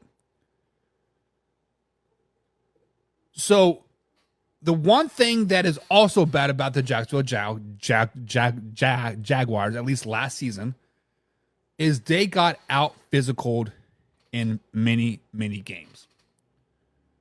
And the games that they lost that were somewhat competitive, they got out physicaled. They ran the ball down their throats over and over and over again. I used to like me some Josh Hines Allen now, right? I used to really like him a lot. I thought he was a stud on the defensive side of the ball. He's still pretty damn good. But last season kind of exposed him a little bit. Was it because of he didn't have any help? Maybe. Right? But it kind of exposed him a little bit. I just don't think the Jaguars are very good. Casey said the Jags can't beat good defenses. Physical defenses, right? What makes the defense good? Physical play in your face, pressure on the quarterback. James says you got to have a corner, and that's at least in the top half of the league to funnel pass offense to one side of the field. This is facts. It is a hell of a lot easier for 10 guys to cover 2/3 of a field than the full field. right? If I can have one guy legitimately lock down half the sideline, a third of the field, and you 10 guys only got to cover 2/3 of the field, it's a hell of a lot easier to play defense. It's a hell of a lot more fun. Pin your ears back and go get the quarterback, because I don't got to be worried about getting beat on the top side, or stop the run and go get the quarterback. Right? Casey also says this year's game is going to be a lot different since defense have to play flag football. Let me ask you this question, guys. In a general roundabout way, the NFL seems to get safer year after year after year. Air quotes there, right? People say, oh, the 60 were the glory days when old used to clothesline, take quarterbacks' heads like heads off. No, the 70s was better. No, the 80s was better. Take it back to the 90s, 2000, we had big hits. I understand it is all about player safety. I understand I got to teach my high school kids how to basically change the way they tackled, right? Back when I played football, how did you tackle somebody? Head in front of them, because they're not going to break your neck running through you, right? Head in front, drive their ass to the ground, put their dick in the dirt. Now, we put their head behind them. We have to circle them, and we got to like roll up in like rugby style tackle. Like, I get it. It's safer, right? Less concussion, takes your head out of the play, yada, yada, yada. But at some point, we have to reach that ceiling. At some point, we have to be like, hey, you know what? Yes, I do love the 56-54 game. I do love the high-flying offense, 70 points from the Miami Dolphins. But let the people play. Do you remember when old Ed Reed used to destroy wide receivers coming over the middle? Destroy them. He would catch them, and they wouldn't have a chance to get a foot on the ground. Boof. Shoulder in the chest, balls out, game over, lights out. Night, night, sucker. I'm not saying my era with football is the best, but let them hit. Let them play. Let them get a concussion or two. I mean, we all hate concussions, like we all hate seeing people get hurt, but at some point, let the fucking people play. Let them play. Lawrence got paid off for that one playoff game, and now off of his potential. So that's the one thing I do not like about the NFL.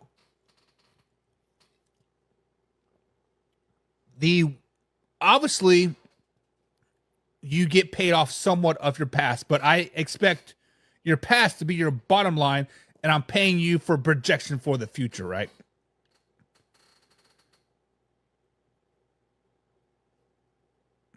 Did he get paid off that one playoff game, though? Did he? I mean, we always talk about how the next top quarterback is going to be the highest paid quarterback, and his contract just to be up. Right? Almost like Justin Houston got paid and never did great again. Money definitely went to Justin Houston's head. Yeah, he did. Yeah, he did. Romanowski. That guy was dirty, man. Who did he spit in, what was it, J.J. Stokes' face? Oh, man. Oh, man. Oh, man. Yeah, you guys are talking about Justin Houston. I was just making sure I was right. But, guys, I do think the Jacksonville Jaguars will be going 7-10 this season. Not a terrible season. Not a great season either. They have a lot of holes they need to fill this season. These next few weeks for the Jacksonville Jaguars are going to tell a lot. Week 1 is going to tell a lot for the Jacksonville Jaguars. If they can compete with Miami and Buffalo in the first 3 weeks of the season, stop the running game, kind of have that safety high, be a decent guy, we'll see. We'll see how they go. But until then, guys, same time, same place, 2:30 East Coast time right here at VanHour.radio.com. Facebook.com and YouTube.com. Until then, we out.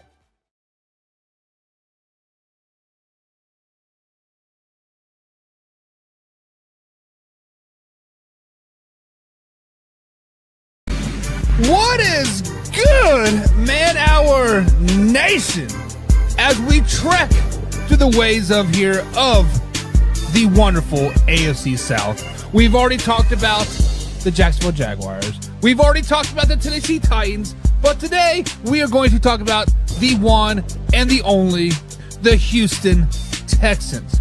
That's right. Today's show, we're going to break down each and every game for the Houston Texans. We're going to talk a little bit of offseason. We're going to talk a little bit about midseason. We're going to talk a lot of Houston Texans today. But if you guys are new here, my name is Michael Buckheiser, and this is the only truly place where you get live, raw, and uncut NFL talk every Monday through Friday at 2:30 East Coast time right here at Facebook.com and, of course, YouTube.com. But if you are new here, consider subscribing to the channel, liking this, and sharing with a couple of friends. But, before we get into some Houston Texans talk, we have to talk about some news and some transactions that are going across the NFL landscape. We have to talk about some news that is coming out of Philly. And that is that Brandon Graham, legendary defensive end for the Philadelphia Eagles, said this is his final year. In a pressure today, right before or after the first training camp, first day of pads out there at Philly, he said, I'm just out here soaking it all in because this is my final year. Paraphrased it, but that's basically what he said. So when we got to sit back, I got to think, I got to look at him doing some digging, and I'm like, man, Brandon Graham seems to have been there forever. Brandon Graham seems to have been with the Philadelphia Eagles forever, it seems. And he has. He got drafted by them in 2010. He has spent all of his NFL career going into his 15th year in the NFL with the Philadelphia Eagles. And I got to be reading some stuff back from 2011, 2010, and people are like, oh, this guy's going to be a bust. This guy's going to be a bust. But then he started to turn it on, got some sacks, and became a staple of the Philadelphia Eagles defense. So the reason why I'm bringing this up, the reason why we're talking about this is I personally never had the opportunity to be like, this is my final year. I'm going to give it all, whatever. Do you guys in the chat here today, over here at Facebook.com and, of course, YouTube.com, do you guys think that putting a time limit on your season motivates you more or motivates you less? Now, I can say, because I coach high school ball, and I see a lot of seniors, right? They really don't grasp the idea like, hey, this could be the last time ever that I strap on the pads. Because, you do have those 5, 6, 8 kids that are going on to the next level, going on to college, to JUCO colleges, Division II, Division III, whatever, right? But you have those handful of guys that are just never really good enough to really make it, and they seem to kind of take it the hardest. So Brandon Graham has said this is his final year of the NFL, and I think this is kind of a good thing for NFL players when they can say, hey, this is my final year. This is what I'm going to do. Ride with me, right? When we think of, quote, the final ride on a lot of people, Jerome Bettis comes to mind. I don't think he announced it beginning of the year, but I think he announced it when the Pittsburgh Steelers made the playoffs, right? He said, hey, guys, this is my last ride. Let's make it memorable. Let's get to the top. Obviously, the Pittsburgh Steelers did ultimately what they were 16, I think. They rattled off wins in wild card division championship game, made it to the Super Bowl, ultimately won the Super Bowl.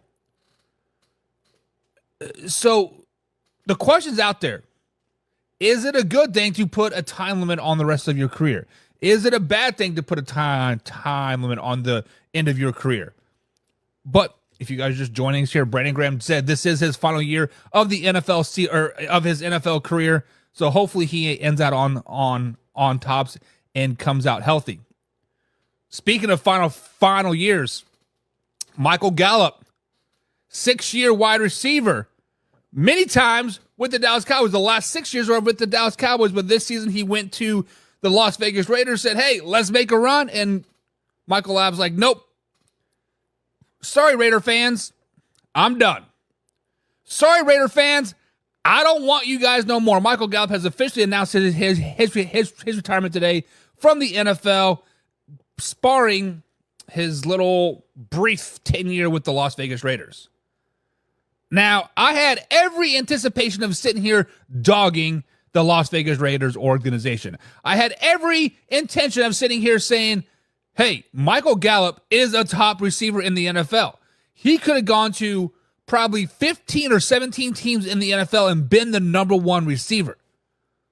Carolina, New England, Denver, LA, the list goes on. He was a top receiver, I feel, in the NFL for a pretty long time. I'm not saying top 10, but he was a good, solid number 2 guy on the Dallas Cowboys for many, many, many years. What's up, Mark D? So when I look at Michael Gallup's career, 6 years in the NFL, he called it quits.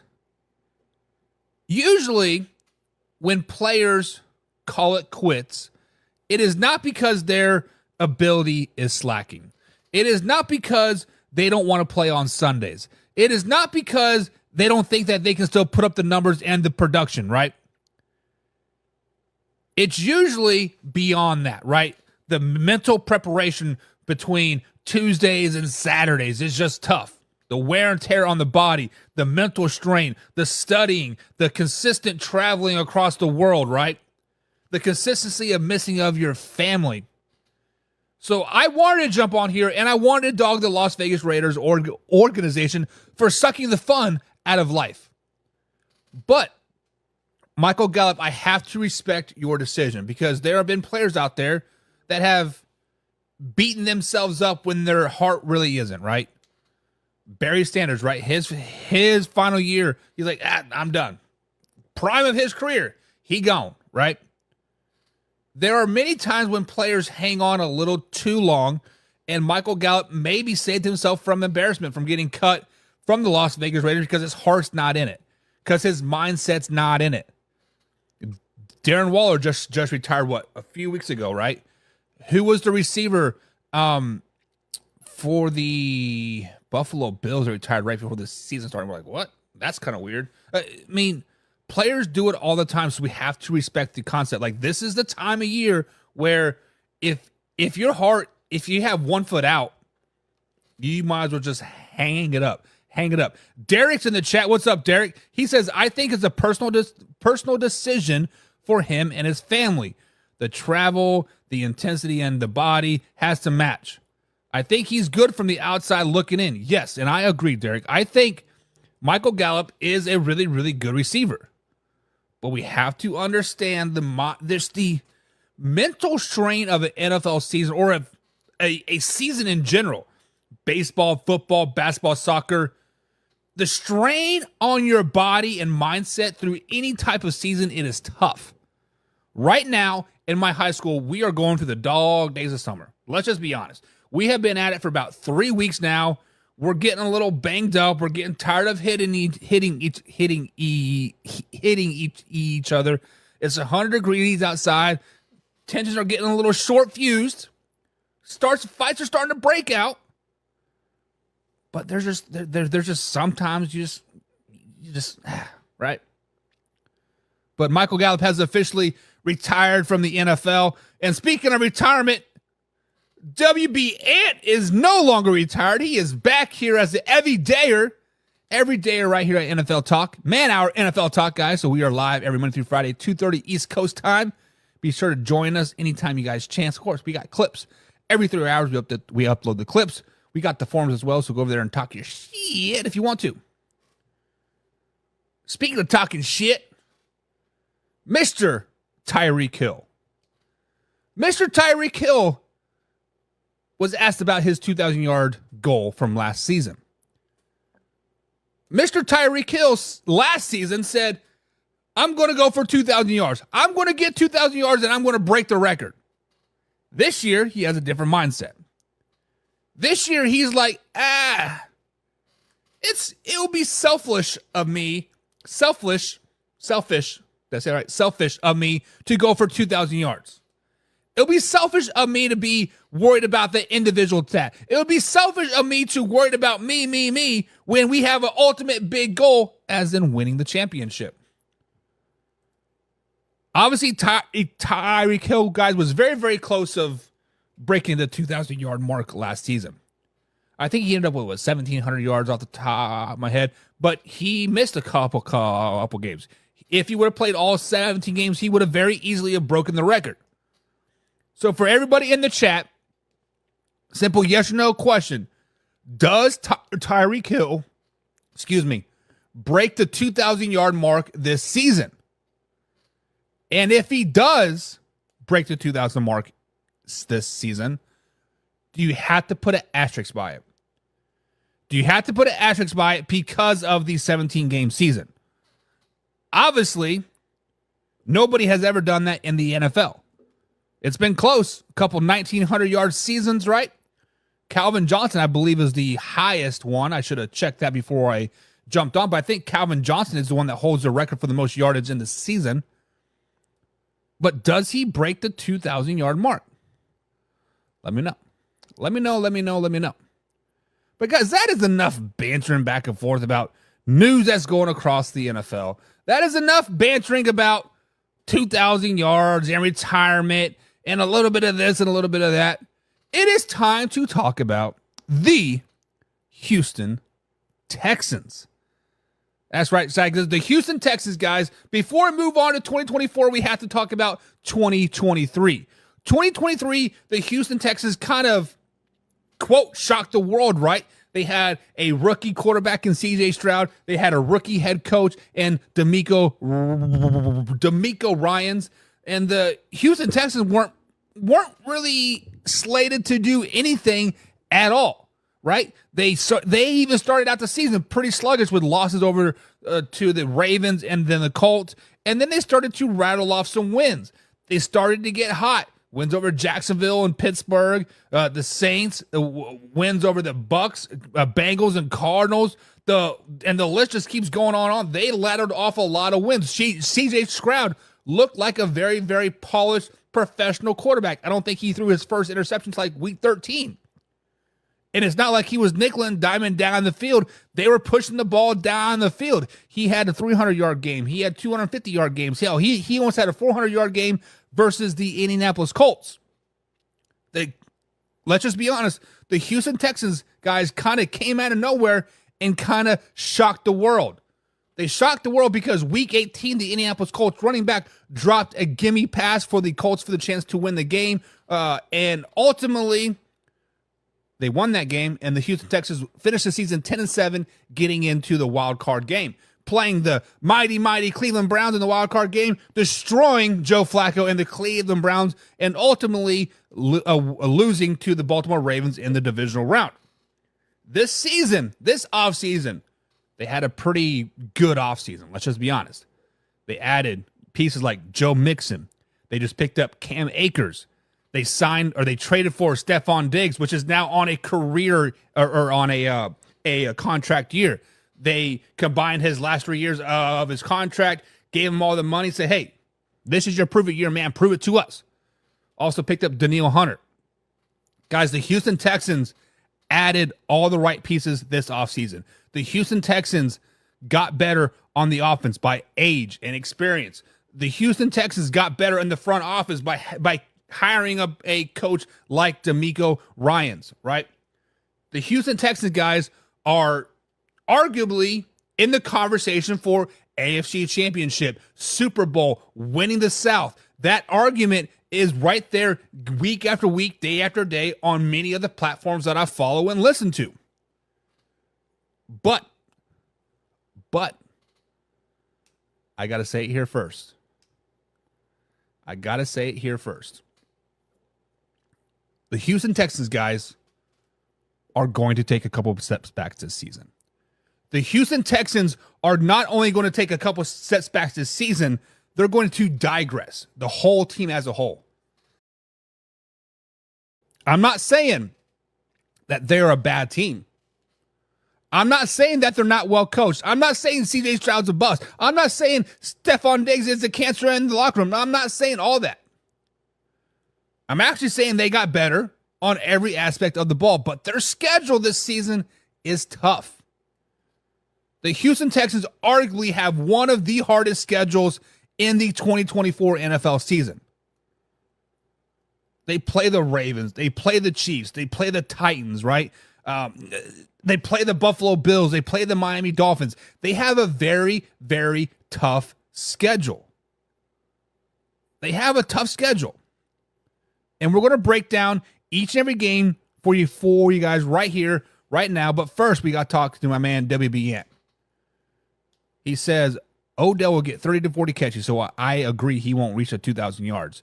James Chambers in the chat. Speaking of everydayers, James isn't here. He says, I think Waddle gets more catches this year and will cause Hill not to reach 2,000 yards in 17 games. Very, very true. Casey also says, I read something where Hill averages one kid per every 800 yards. I shared that on our Facebook page. And my wife wasn't very happy about it. But it is what it is. But let's talk about some Houston Texans, guy. Get that off there. Week number 1. A game that I have circled on my calendar. This Sunday afternoon game, I am pretty excited to watch this game. I'm actually thinking about getting tickets to go to this game. Houston Texans season tickets are sold out, but this game's at Indy. Their tickets are sold out as well. It's going to be tough to get a ticket to this game because I think this game ultimately might decide the division. But Buck, it's week 1. There's so much more to play. I get it. But when you start a division game week 1, 2 of the top teams in the AFC South battling, this game could decide the division right off the bat. Right off the bat, I've seen Texans practice the last 4 or 5 days. The defense looks pretty good. The defense looks flying around. The defense is having fun. The scheme looks really, really good. Danielle Hunter seems like an excellent fit for the Houston Texans right now. Offense has seemed a little sluggish. Granted, they do have Joe Mixon out. Tank Dell hasn't really played. John Michie is still kind of in and out, right? I do think the Texans defense will step up, average 24, 25 points a game. I think the defense will be a top 15 defense in the NFL. But week number 1, Houston Texans lose to the Indianapolis Colts week 1. Anthony Richards is a really good athlete. Really, really, really good. The Colts look damn near unstoppable with him in the game for 3 games last season. I think the Colts get the better of the Houston Texans come week 1, and this just might decide the division. I understand it's week 1. I get it. I get it. But this game might decide the division. James says this game definitely sets a tone for the AFC South right off the rip. And especially since this is the only AFC South division we see in like until week 9, I think it is. And the Colts and Texans play again. And then you have a bunch of games toward the very end. Like I'm not going to get into the schedule, how I hate it too much, but yeah, definitely must see TV. And Ant says it best. Stroud versus AR is must-see TV. Think about this, guys. Wrap this around your head. The veteran in the AFC South in the quarterback room is Trevor Lawrence. And he's going, in his 5th year? Like, the AFC South, guys, has an opportunity to be good for a very, very long time. Texans and Colts aren't going anywhere anytime soon. Jaguars could potentially get better. The Titans are up and coming. We talked about them yesterday.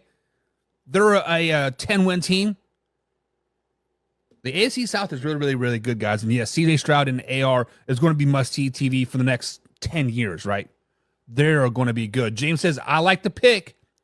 Texans are going to need a couple games to work out the kinks on all their new pieces. This is facts. This is 100% facts. But lucky for them, they play a team in the Chicago Bears at home in week 2. Now, I have spoke highly of the Chicago Bears. I said they're going to be competitive in every game this season. However, I only have them winning 6 games this season, 7 tops. I don't think the Bears' record is going to reflect of how actually good and actually how talented they are on the offense or on the team in general. But the Houston Texans, they start working out the kinks, right? The offense starts looking really high-powered. Stephon Diggs is starting to eat. Michi is getting his right. Tank Dell is starting to find his spot as a number 2, number 3 receiver in this offense. Joe Mixon and Damian Pierce is really starting to get that nice 1-2 punch going. Week number 2, I think the Texans get their first win of the season. It's a good game. It's a 21-17, 24-21 type of score. It's a one-score game, but the Houston Texans come out on top in this week 2, giving them first win of the season. Moving us on to week number 3. Week number 3. Houston Texans travel to Minneapolis to take on the Vikings and Sam Darnold. Now, I have heard rumblings between my Vikings insider group that I'm in.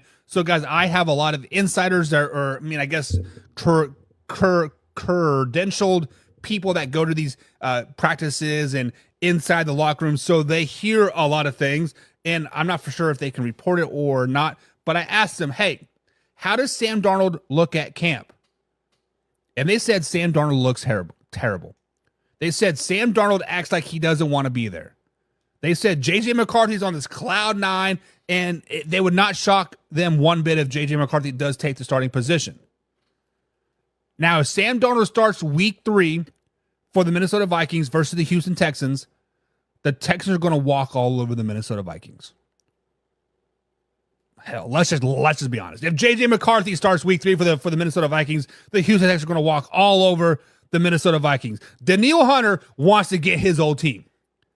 Danielle Hunter wants to embarrass the Minnesota Vikings play after play, drive after drive, quarter after quarter. This is going to be a long game for the Minnesota Vikings. Let's just be flat and honest.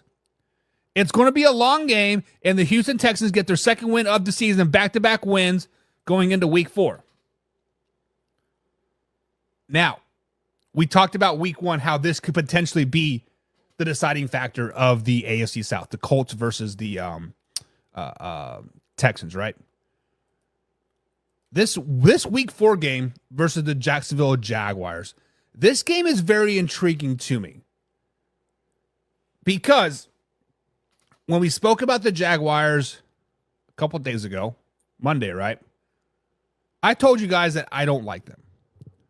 I don't like what they did this offseason. I don't like their stadium. I don't like their owner. I don't like nothing about the Jacksonville Jaguars this season.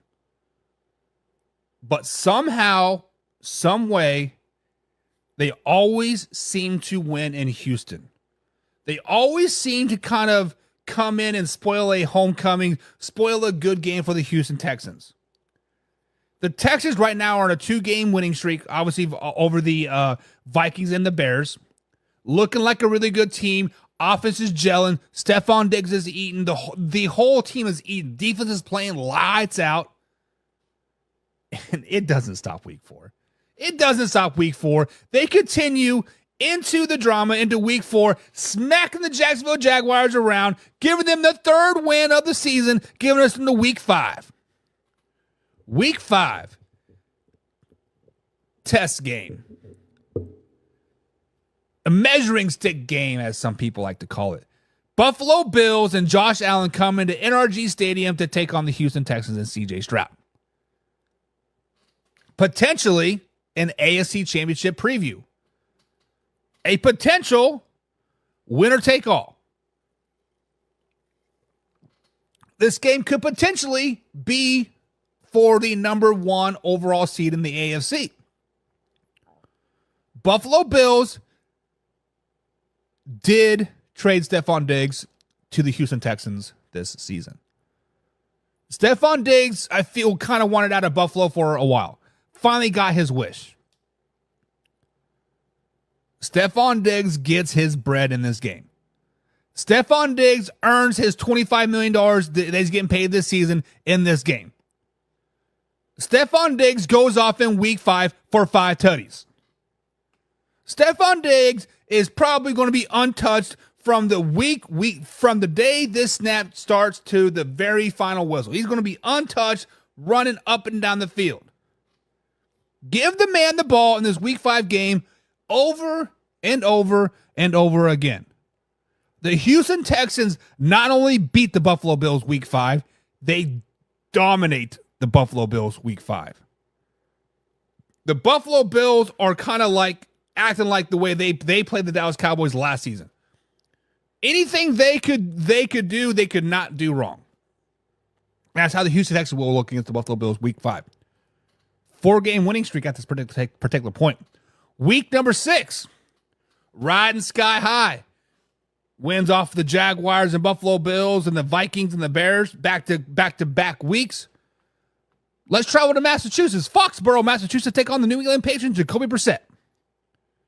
We talked about yesterday how potentially Drake May could start for the New England Patriots week 1.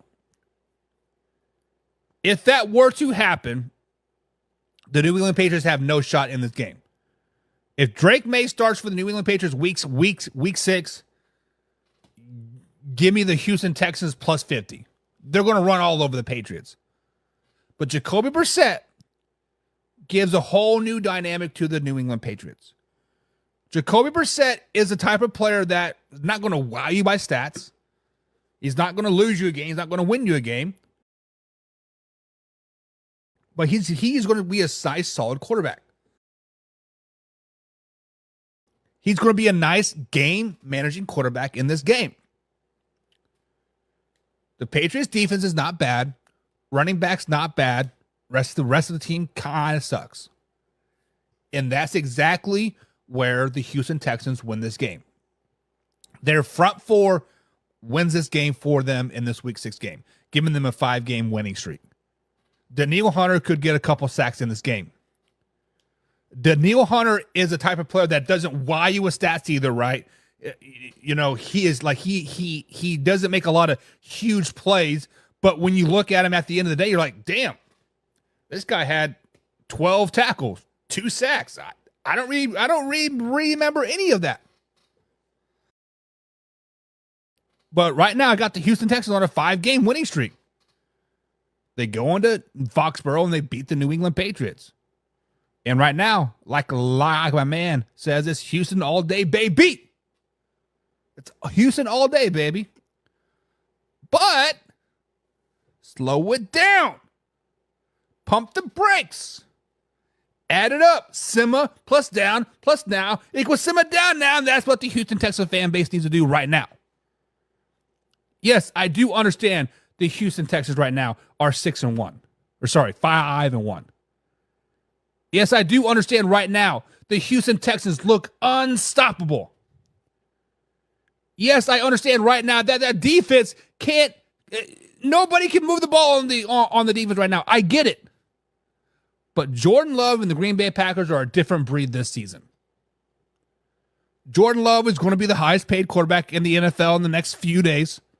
We're going to be talking about it, I'm sure, probably by Monday of next week. We're going to see him $57 million deal. We're going to see it. But the Green Bay Packers rain on the Houston Texans parade. Rain on the parade. Houston Texans have been clicking 5 games in a row. Wins over the Bears, the Vikings, the Jaguars, the Buffalo Bills, and the Patriots. But Jordan Love and the Green Bay Packers put a rain on that parade. The Green Bay Packers win at home, stopping the Houston Texans winning streak. James Frank is an everydayer as well. He says CJ Stroud is him. He knows this year is going to be hard. That boy will put in the work. head coach knows too well. Listen, I'm not saying CJ Stroud is not going to put in the work. I'm not saying that the Houston Texans as a whole is not going to put in the work. But their tough schedule is tough, baby. Lose to the Packers. Week number 8. Back at home. Fresh off the second loss of the season. Indianapolis Colts coming to town. Flashback to week 1. Great game. Colts come out on top. Week number 8, I think, is a different story. Week number 8, we see a ground and pound game. We arguably have 2 top 10 running backs in this game, in Jonathan Taylor and Joe Mixon. I feel this is the type of game that we're going to see a lot of rushing yards. Not because the passing games are just not very good, just because the running games are just going to go off in this game. You hear it all the time. When other receivers, other quarterbacks play against somebody that is equal or superior to their level, they want to step up and they want to show out. Joe Mixon wants to step up and show out that he's better than JT. JT wants to step up and show out that he's better than Joe Mixon. We want to see it. They want to see it. I think week 8, the Houston Texans come out on top, splitting the series with the Colts this season. Week number 9. Thursday Night Football. CJ Stroud versus Aaron Rodgers in the big not-so-apple in New Jersey. What? Right? Houston Texans are still kind of... They were on a roll. They were hot. We've been talking about them a lot. ESPN, CBS, Fox, NBC, Man Hour, Luke G, whoever you want to listen to, Wayne G on the NFL experts with Mark. They'll be talking a lot of Houston Texans. And I'm not for sure the Houston Texans are ready for that spotlight. I'm not for sure if the Houston Texans are ready for that additional pressure. I'm not for sure if the Houston Texans are ready to be in. To be them.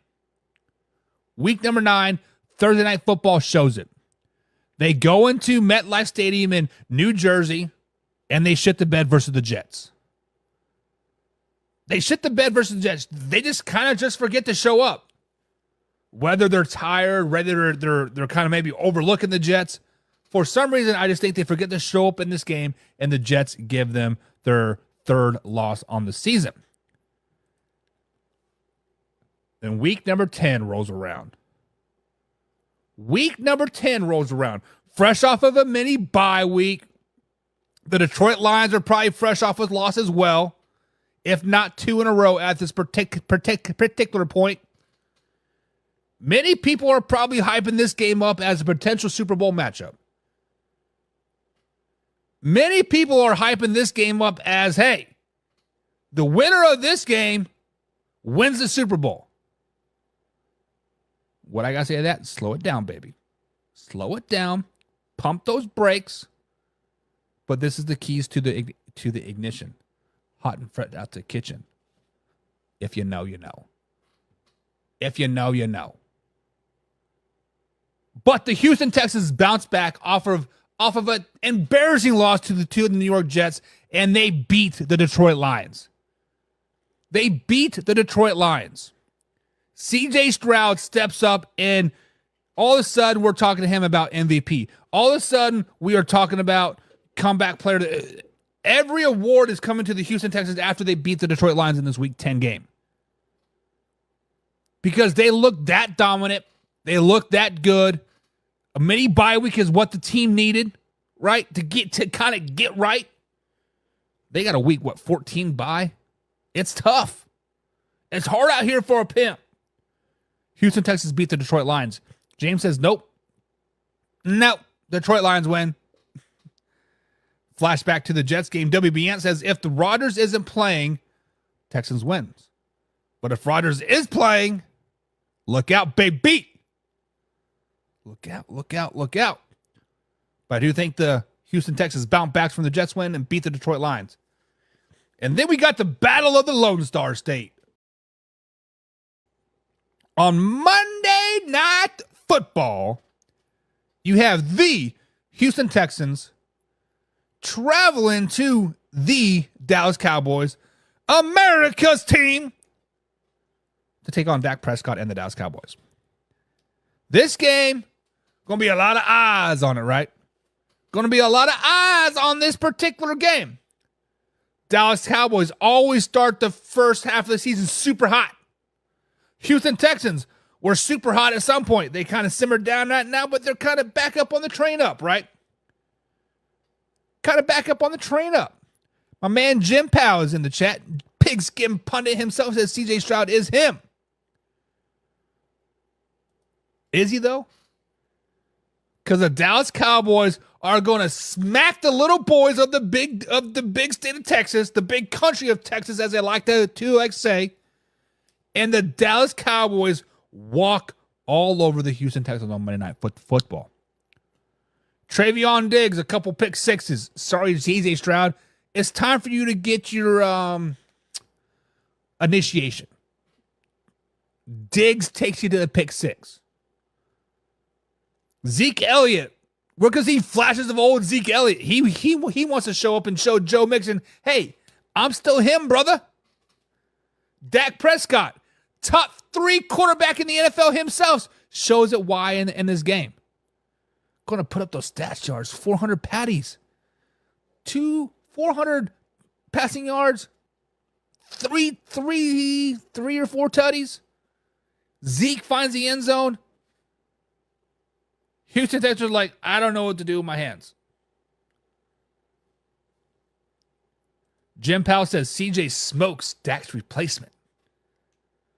As in Trey Lance. Not going to happen. James Frank says Texans beat the Dallas Cowboys at home by a field goal. Okay. If you are a script writer, I like it. Monday Night Football, make you tune in to the very end. Catch those commercials. And James thinks it's going to, whoever has the ball last wins the game. He thinks it's going to be a shootout. I think week 11, the Dallas Cowboys embarrassed the Houston Texans, put out the blueprint to beat them, and this is where the wheels fall off the wagon for the Houston Texans. Week number 4, Tennessee Titans come into town. A much improved, a really underrated Tennessee Titans. They come in and they embarrass the Houston Texans. The blueprint is out there. The Tennessee Titans follow it to a T, and they beat the Houston Texans. 12, 13 points. 2-game losing streak. 2-game losing streak. Man, they need a bye week, and they need it quick. Well, guess what? Week 13 isn't a bye week either. Probably some nicks and aches and pains are starting to add up. Man, we got to play another division team. Florida sucks to play in. Jacksonville Jaguars, newly highest paid quarterback in the NFL, Trevor Lawrence, finally gets a dub. Houston Texans lose 3 games in a row. After starting sky high to the moon, baby, they have come crashing back down. They have said, oh, we are an average team. Now, they're still a good team. They're still a good team. Very, very deep. Very, very skilled. But their schedule's tough. Week 14 bye week is a blessing and a curse all at the same time. The blessing is you only have, 5 games till the playoffs. Right? The curse is we just played 13 games in a row, and we needed a bye week about 2 weeks ago. They're tired. They're wore out. Bye week is needed. Collect their thoughts. Get back on track. Because you're going to need to get back on track because week 15, the Miami Dolphins and Tua come into town. If you talk to my man Arthur Brown, this is an AFC Championship preview. If you talk to a more realistic fan, this is a potential wild card preview. If this game was in Miami, it would be Miami Dolphins all day, every day. But this game is in Houston. Granted, it is inside, in a dome, but the Houston Texans are going to come back. They're going to bounce back fresh off of a bye week, fresh off a 3-game losing streak. They bounce back and they beat the Miami Dolphins at the Week 15 game. They bounce back and they battle them. It's a close game. It could potentially be a shootout. Houston Texans are built to win a shootout, and I think they win this game. James Chamberlain says, my Dolphins going to light them Texans up, baby. And James Frank says, damn, there's a lot of Jameses here. Hey, I appreciate you guys. All you everydayers, I appreciate y'all. Appreciate it. Especially my man Casey. Casey, yesterday, right after the show was over, he's like, hey, Amari Cooper just got signed to the Bills, yo. Nice little discussion. Shout out to Casey. Week 16. Houston Texans think they're top dogs again. The Houston Texans think that, hey, we've beaten the Dolphins, we've beaten the Bills, we've beaten the Detroit Lions. Put us up there with those conversations. And Patrick Mahomes and the Kansas City Chiefs like, not so fast, my friend. Nah. You're coming into Arrowhead in December thinking you can upset us, thinking you can beat us. Who do you think you are, the Las Vegas Raiders? Not going to happen. Houston Texans drop an egg to the Kansas City Chiefs. Kansas City Chiefs are them right now. They're that damn good. Week 17. Baltimore Ravens come into town. Baltimore Ravens come into town. Last season, Houston Texans lost twice to the Baltimore Ravens. One to begin the season, one to end the season. The Baltimore Ravens right now are probably in a position where they're basically battling for the first overall seed. The Baltimore Ravens probably got the AFC North locked up. The Baltimore Ravens really aren't playing for a whole lot. You're going to probably see a vanilla defense, a vanilla offense. Hell, Lamar Jackson may not even play this game. Let's just be honest. But I think the Houston Texans beat the Baltimore Ravens. Now, if this was a playoff game, Houston or Baltimore all day. Baltimore is better in every aspect on the field versus the Houston Texans. But Texans are at home. Texans are right now battling for a playoff spot, a potential AFC North spot. They have everything to play for, everything to lose. The Baltimore Ravens just basically have everything things to lose. Injuries to Derrick Henry, injuries to Lamar Jackson. Houston Texans come out on top. That gives me a 9-8 record going into week 18. Gives me a 9-8 record going into week 18. We potentially have a 3-way tie in the AFC South going into week 18. Tie between the Titans, Colts, and Texans. All sitting at 9 wins right now. All sitting at 9 wins, battling for the division, battling for a playoff spot, and the Houston Texans, all they got to do is beat the Tennessee Titans in Nashville week 18. Guys, I have been high on the Tennessee Titans all offseason.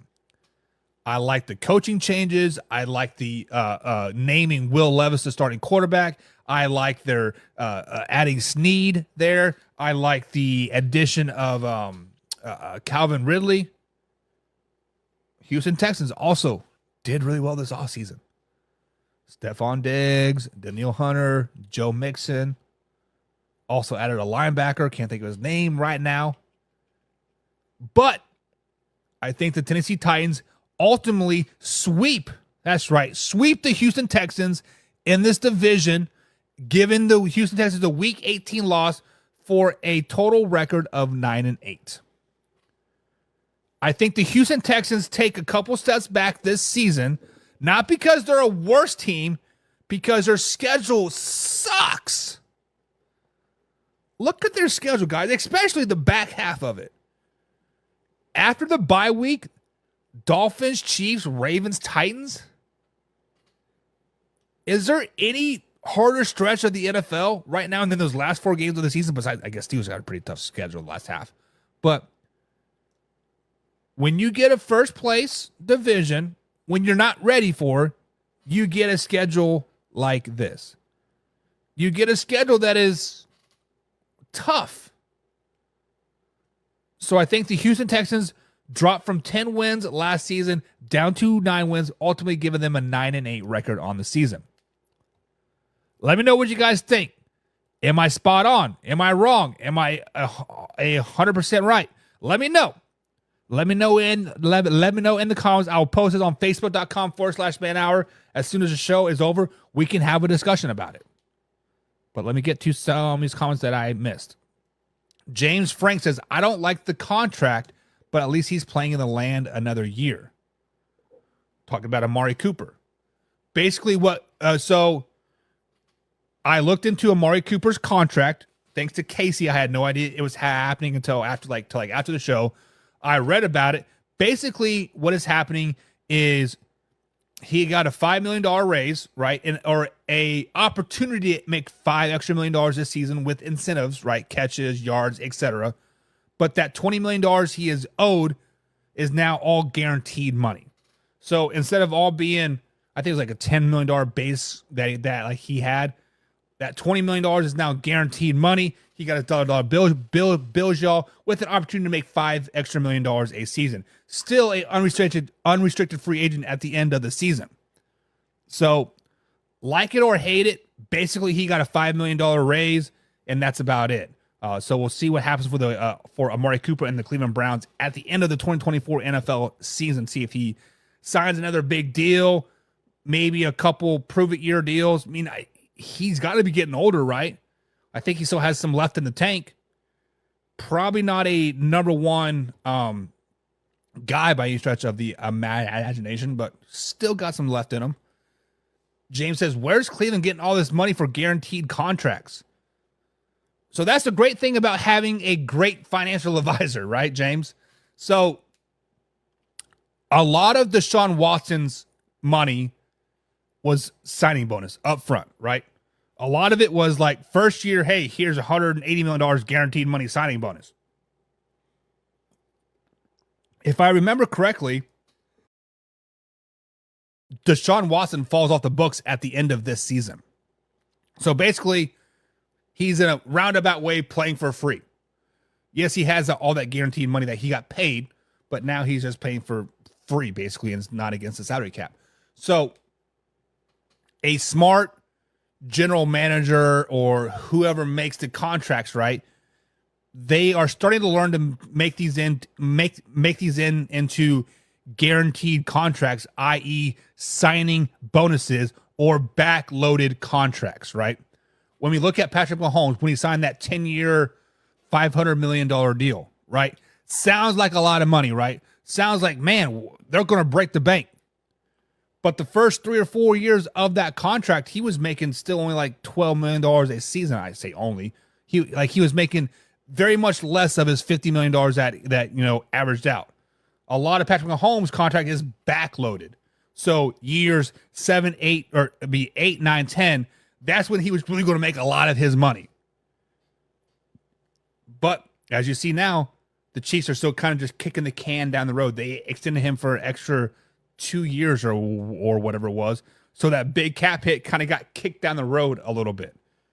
That's how the Chiefs can sign Chris Jones and sign the next big wide receiver and give Travis Kelce his money, kind of kick the can down the road. Cleveland is kind of the same way. WB Ant says Chiefs will lose this game where they realize that Snead was very important to that defense. Meaning, what was it, the Week 16 game? Texans versus Chiefs. So obviously, guys, the Chiefs have had a top 10 defense the last couple seasons. Now, last year, 2023, they had a top 5 defense all season long. Years prior, defense didn't really come on until about week 9, week 10, and then they got hot, and then they kind of carried on.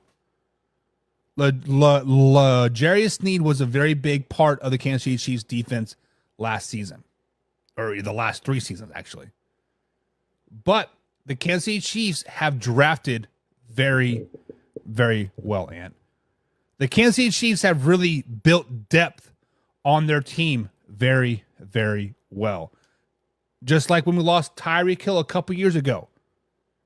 People were like, oh, you guys don't want to be shit without him, yada, yada, yada. They go out and win the Super Bowl.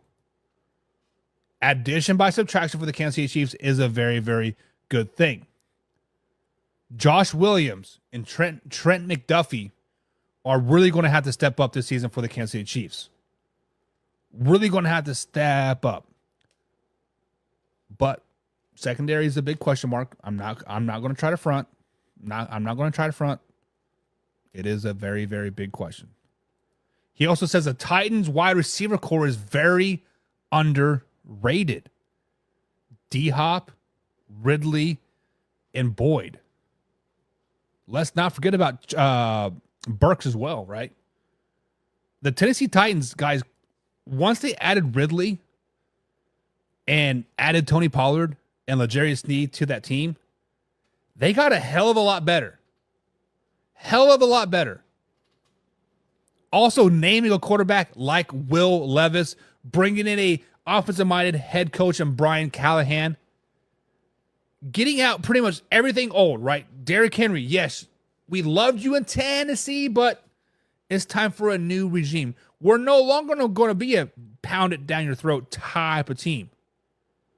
That's why they fired their head coach, forgetting his name right now. That's why they decided to let Derrick Henry basically get traded / walk. The Tennessee Titans guys are going to be a high-powered offense this season, and they still got a pretty good defense. We need to stop sleeping on the Tennessee Titans right now, because the Tennessee Titans are potentially going to win the AFC South. Potentially. Mike Vrabel. Thank you, James. Mike Vrabel is his name. Now, right now, we have the Houston Texans at 9 wins. And we got the Tennessee Titans at 10 wins. Can the Indianapolis Colts get 11 wins? Who knows? But right now, if you guys have been following along, Monday, Tuesday, Wednesday, right now the Titans are on top of the AFC South. But that's going to be it for today's show, guys. We are going to break down the Indianapolis Colts tomorrow and then do a full recap of the AFC the AFC South on Friday. So if you got any birdie questions that you just want answered, you need something to fuel your thing, let me know. Let me know. But that is it for today, guys. Until next time, tomorrow, 2:30 East Coast time, we out.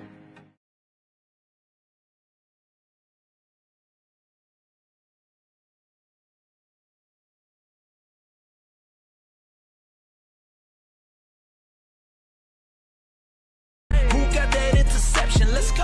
And what is up, Man Hour Nation? Michael Buckhouse here with the Man Hour Report of manhourradio.com. Check out the merchandise page, or check out the blog section as well. But most importantly, right here, right now, go over there and check out the forums. manhourradio.com/forums. Check it out. You can talk all this shit that you want over there. The only moderation is me. And I got some thick-ass skin, so if I'm deleting your post or censoring you in any way, shape, or form, you done did something wrong. I don't know what it is, but you done did something wrong. Because I'm a man of the people and like to poke the bear. But guys, this is Man Hour NFL Talk. We're live every Monday through Friday right here at Facebook.com and, of course, YouTube.com. But you can always catch a show after the fact on Spotify as well. If you like the clips form, we upload clips every 3 hours on said platforms, aka YouTube and Facebook. So as we continue our trek across the AFC South, we've already talked about the Jaguars, we've already talked about the Titans, we've already talked about the Houston Texans, but today and today only, we are going to talk about the Indianapolis Colts. We have to talk about how the Indianapolis Colts could quite arguably be one of the darlings in the AFC. We have to talk about how the Indianapolis Colts can shock the entire AFC South. We have to talk about how the Indianapolis Colts can make a potential Super Bowl run. But before we get into that, we have to talk about the 2023 NFL season. Obviously, brand new head coach in 2023, rookie quarterback as well. Quarterback goes down week 3.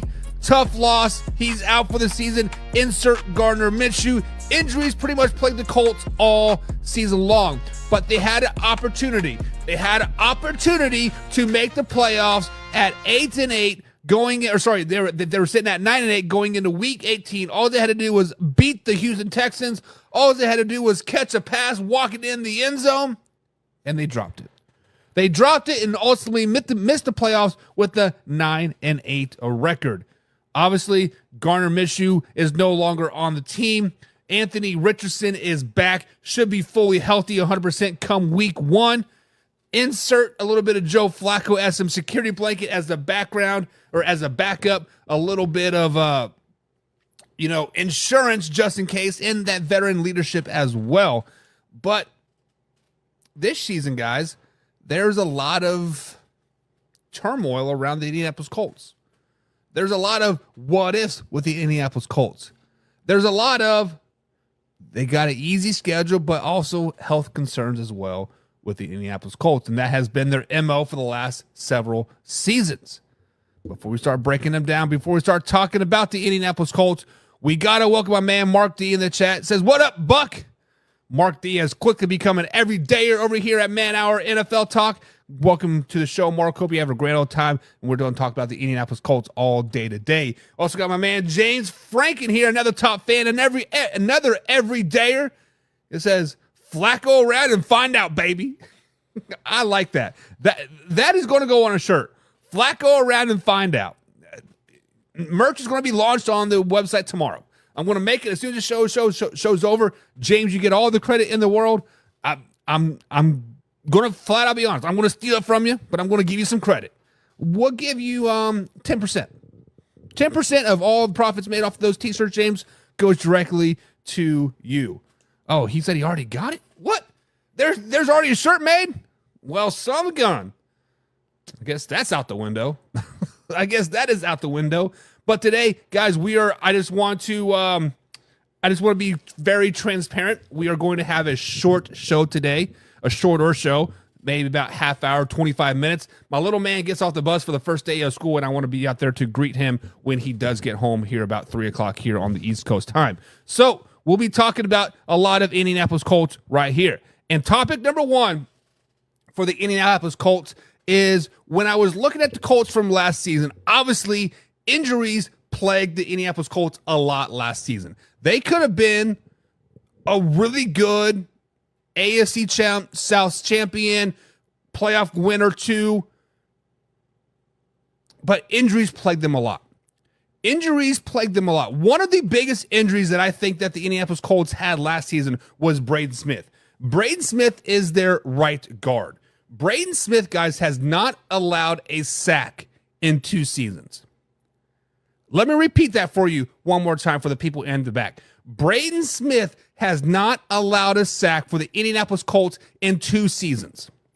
Yes, I know last year you only played about 8 or 9 games, but the simple fact of the matter, when Braden Smith is in there, the Indianapolis Colts are a one hell of a team. They are night and day difference when Braden Smith is in there. Let's flash back to week 18 last season, playing the Houston Texans. Braden Smith and Jonathan Taylor were both in there, both healthy, and Jonathan Taylor's getting 10 yards a pop, 11 yards a pop.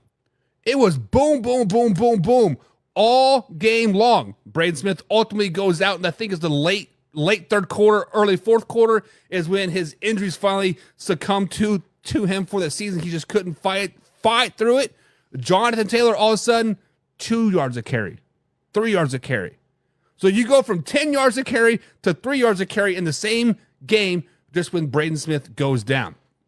So one of the biggest circle your player for the Indianapolis Colts this season is got to be Braden Smith. If Braden Smith is able to play all 17 games for the Indianapolis Colts this season, there's going to be a lot of success in Indianapolis. A lot of success. Good afternoon, James. He says, kids always come first, baby. I know. I love my little mans. But Braden Smith, guys, Braden Smith is the bread and butter on that offensive line, and he is going to be healthy all season long. And he is going to be that anchor on that really stout offensive line, right? They have Rainman, which has kind of battled injuries as well. He needs to stay in the game as well. Still got Quentin Nelson as well. But When you look at the Colts offensive line, once you go past those starters, last season it fell off a lot. Blake Freeland was not very good when Braden Smith went out. Blake Freeland was a huge drop-off when Braden Smith ultimately succumbed to his injuries, I guess you can say. But if Braden Smith can stay healthy, Indianapolis Colts are going to be good all season long. A next player that I think is going to be a very big key to the Indianapolis Colts' success this season is Michael Pittman Jr. Michael Pittman Jr. has been really a workhorse for the Indianapolis Colts. He quietly, guys, gets 1,000 yards. Seems like year after year after year. Every year it seems like Michael Pittman is at, breaking the 800, 900, 1,000-yard mark. And when you think about this, he was drafted in 2020, right? He has gone through a different quarterback every year of his NFL career. Jacoby Brissett, Carson Wentz, Anthony Richardson, right? Garner Minshew. Every season he gets a new quarterback. This year, finally, he has Anthony Richardson again. Off-season workouts, 2 seasons in a row now. Maybe they can form some type of connection, right? A nice little 1-2 punch. But really, beyond Braden Smith, number 2 aspect for the Indianapolis Colts is Michael Pittman Jr. Just be you. I hear like everybody say everything. Michael Pittman Jr. is not a number 1 receiver. He's not this. He's like he's not this. But he is a jack of all trades. He will go over the middle. He will get blasted and hang on to the ball. He will run your hook routes. He will run your seams. He will run your screen plays. Anthony Richardson's first touchdown last season was a 40-yard screen pass to Michael Pittman Jr. The only knock about Michael Pittman Jr. that I could possibly get on board with is he does not have that downfield separation speed. You can still throw the ball to him down the field, and he's going to go up and get it. As long as Michael Pittman Jr. is able to be himself, able to be a shell of himself, the Indianapolis Colts are going to have success. Matt Ryan was also a quarterback. Sorry. So Matt Ryan, Carson Wentz, Jacoby Brissett, 5 quarterbacks in 4 years. That's tough, baby. That's tough. But Michael Pittman Jr., as long as you are able to be yourself, as long as you are able just to get 15 targets a game, Colts are going to be successful. Last part of the Colts' success this season, Jonathan Taylor, Mr. JT himself. Last season was a decent season, right? He did have the holdout during training camp. Many people were kind of worried about what he was going to do. He ultimately did only have 700 yards last season with 7 tutties, but the last 2 games of the season, week 17 and 18, when that offensive line was finally a little bit healthy, when Michael Pittman Jr. was in there, Garner Minshew was starting to play pretty good football, Jonathan Taylor had 300 total yards in those final 2 games. That's an average of 150 yards plus per game those final 2 games. Do you guys remember back in 2021 when Jonathan Taylor was just running over everybody? Nobody could stop that man. I remember sitting at Lucas Oil Stadium. I was in the south end zone, up in the nosebleed section, and I was just in awe watching him run. I'm like, man, who can stop this guy? First of all, back film footage is amazing. I love behind the field view. It's amazing. You see a lot more stuff than when you get your side angle, but I digress from that. But Jonathan Taylor, if he's able to average 80 yards a game, 70 yards a game, the Indianapolis Colts are going to win a lot of football games, guys. I have a lot of stock in the Indianapolis Colts this season. I like the Indianapolis Colts this season. I like them to upset a lot of teams. I like them to win a lot of football games.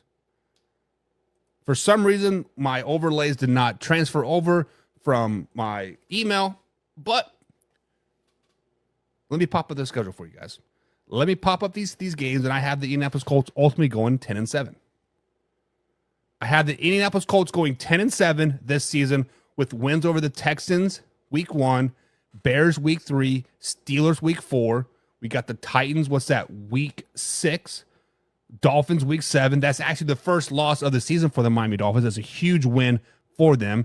Then they kind of go on a 3-game losing streak. Actually, they have a really tough 5-game stretch there where from week 8 to week 14-ish, right? I had them losing to the Texans on the road, having them losing to the Vikings on the road. At home, the Buffalo Bills come in and beat them. They do beat the Jets.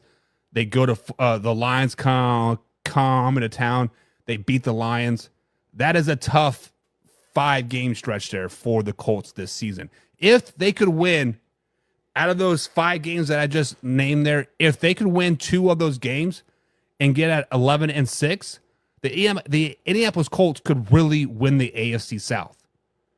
They could really win the AFC South. I have them getting hot toward the end of the season with wins over the Patriots, Broncos, Giants, and Jaguars, with the Titans loss mixed in the middle there, kind of knocking them back down to reality. But I ultimately have them going 10-7, and they do finish second in the division. Second in the division, and I do have them as a 7th seed as a wild card, right? That last game versus the Jaguars means everything for the Colts. Means everything for them. So let me know what you guys think. Is 10-7 too high, too low, or just about right for the Indianapolis Colts this season? Let me know. But until then, guys, I'll be back tomorrow. We'll do a nice long show tomorrow. I got nothing going on. Little man will already be off the bus. We'll have some burning questions. We'll have all the, like all that good stuff. But until then, guys, see you tomorrow, 2:30 East Coast time, right here at Facebook.com, and of course, YouTube.com. Live, raw, uncut NFL talk. See you next time.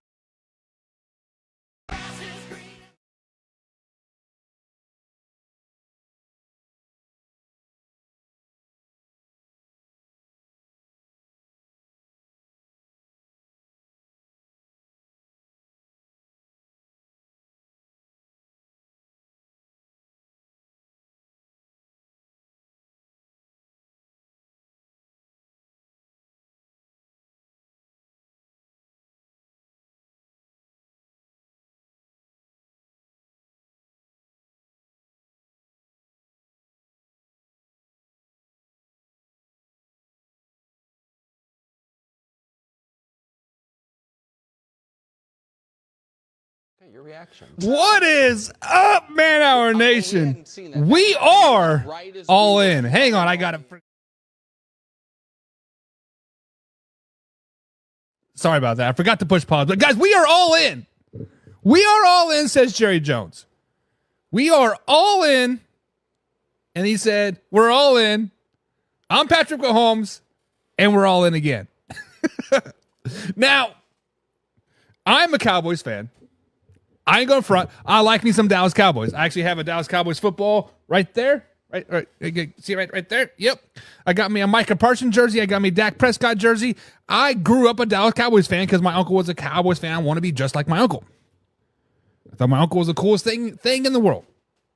But the State of the Union, or the State of the Cowboys that Jerry Jones put on yesterday, right? Was it 2 days ago now? Whatever it was. 45 minutes of him just babbling around. I'm not going to lie, I would rather listen to Joe Biden and President Trump do another debate about who can carry their own golf clubs. Dallas Cowboys, I love you. Love you like a brother, fuck you like a sister, but y'all need to figure your boy out. Let's just be honest. Y'all need to figure your boy out right now because quite frankly, what is wrong with your boy?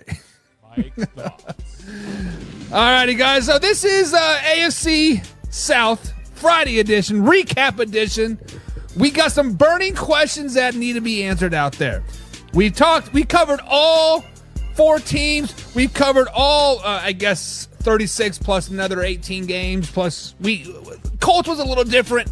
We kind of just touched on the Colts a little bit, and then I had to go get the little man off of the bus. But today, if you guys got burning questions about the AFC South, if you want to know what the South is going to bring to the NFL, drop them down in the question below. I got 4 questions that I've seen a lot over the last few days, and a lot of people coming at me with my predictions and being this and being all crazy, all right? But before we get too carried away, we got to welcome James Frank to the chat. What's up, James Frank says, what is good, man hour? James, hope you have a grand old day, my man. Hope you have a grand old day. You also got James Chamberlain in the chat as well. He says, going to see Must TV when Jerry steps away. Yeah. Now, Jerry Jones obviously won't ever sell the team, right? His son will just continue that general manager role, but in a spread capacity. But when Jerry Jones is no longer to be able to be in front of the cameras and make sense and whatever, the Dallas Cowboys are completely done. I don't even know what to say about Jerry Jones.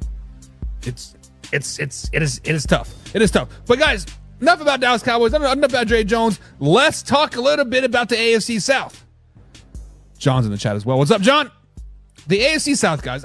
These are my official standings that I think the AFC South is going to render up this season.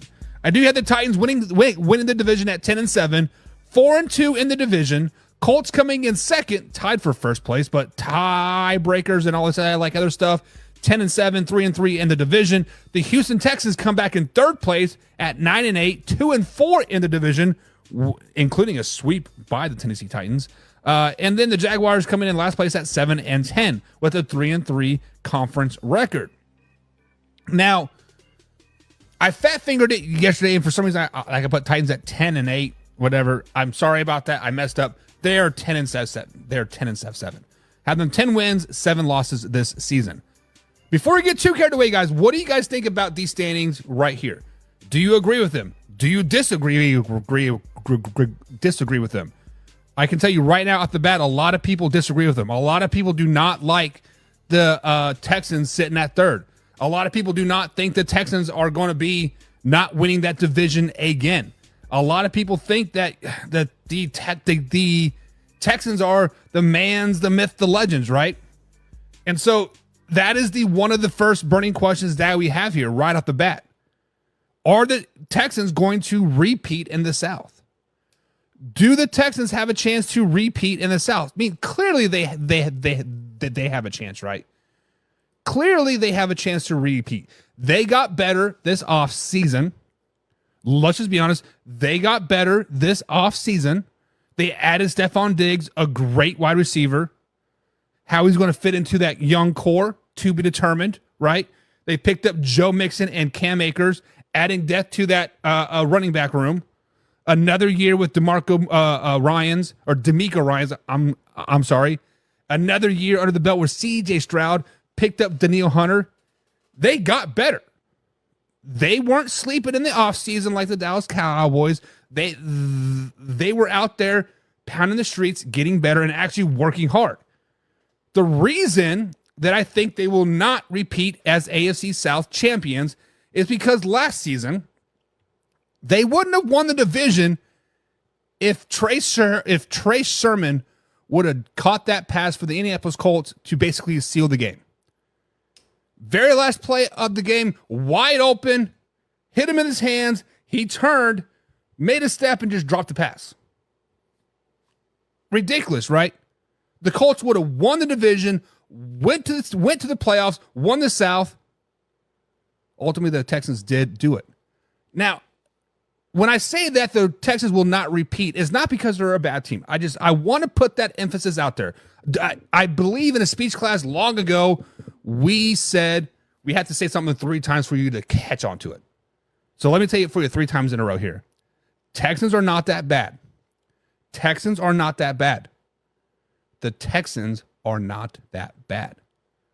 But the rest of the division got better. Titans got hell of a lot better.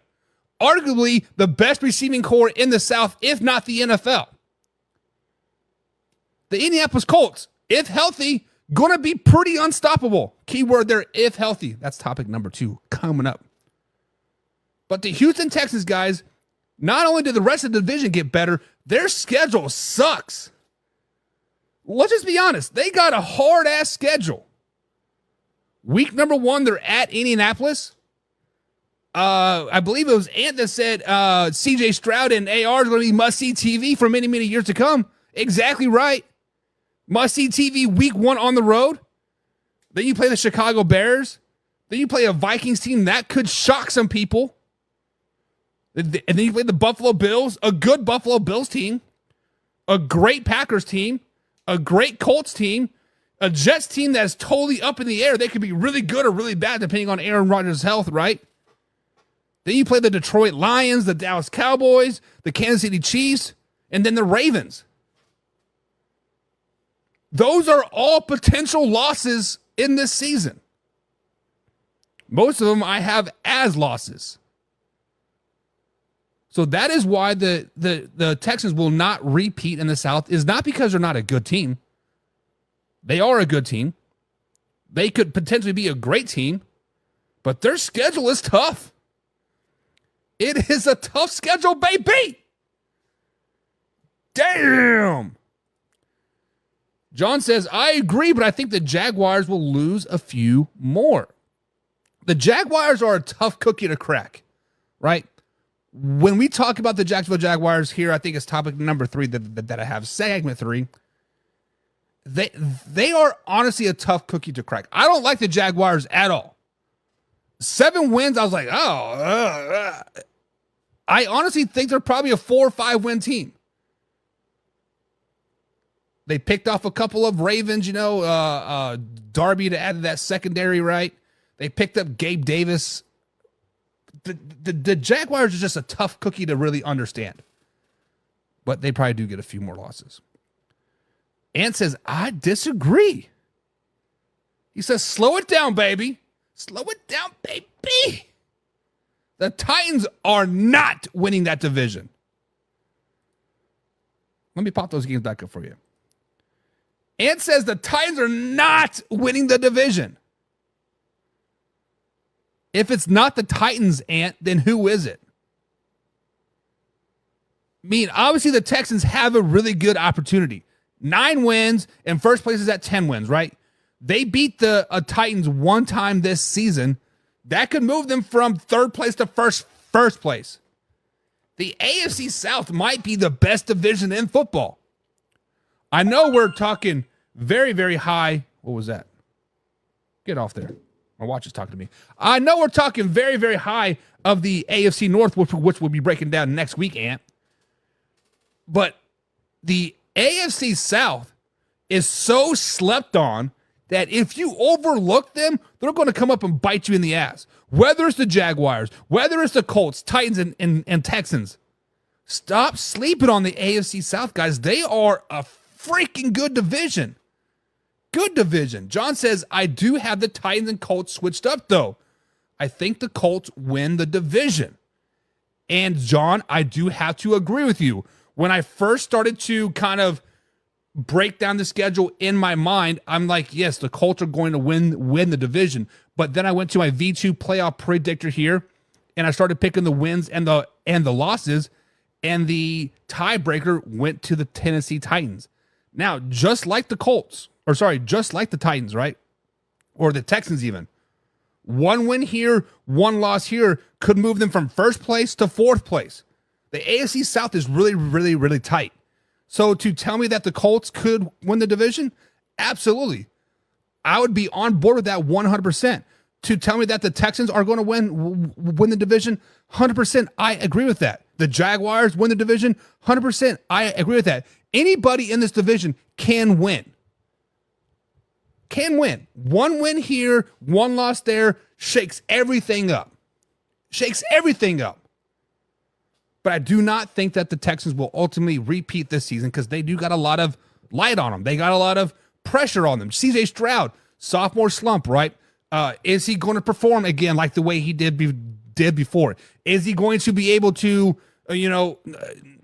not throw an interception until week 13 again? There's a lot of questions surrounding the Houston Texans, and arguably so. James Frank says, I think the Texans either take it or at least second. I think CJ Stroud will know what a sophomore slump is.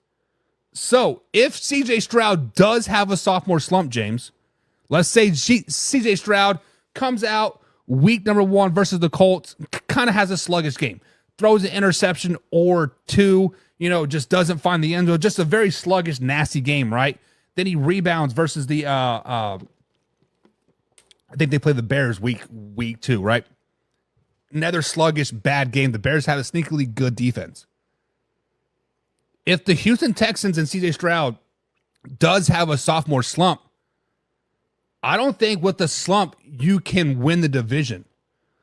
I don't think if CJ Stroud has a sophomore slump, meaning he takes a step back this season or 2 steps, kind of gets loose with the football, finds the other team more times than not. That is tough sledding for the Houston Texans because this division is so tight. He cannot have a sophomore slump. He cannot have a sophomore slump. James Chamberlain says, yeah, that schedule is tough. It all depends if CJ gets a sophomore slump. Again, sophomore slump. Sophomore slump is big keys. Big keys this year is sophomore slumps, right? Is Will Levis going to have that sophomore slump? Is Anthony Richardson going to have that sophomore/rookie slump? He's technically still a rookie, I think. Is Trevor Lawrence going to have the contract blues? I got paid. I don't want to play no more. You guys brought up Justin Houston last week, right? We will see. We'll see. Mark D is in the chat. What's up, Mark? Hope you're having a grand old day, man. James right here, speaking the truth. Speaking the truth here. He says the Titans got a hell of a lot better, but we will see how long it takes them to learn the new system. Not only do the Titans have a new quarterback, not only do the Titans have a new number 1 receiver, not only do the Titans have a new number 1 running back, not only do the Titans have a new number 1 defensive player in Janarius Sneed, they also have a new head ball coach. There's a lot of things changing. There's a lot of moving parts in Tennessee. When their first preseason game kicks off, I think it's August 10th, right here in about 15 days.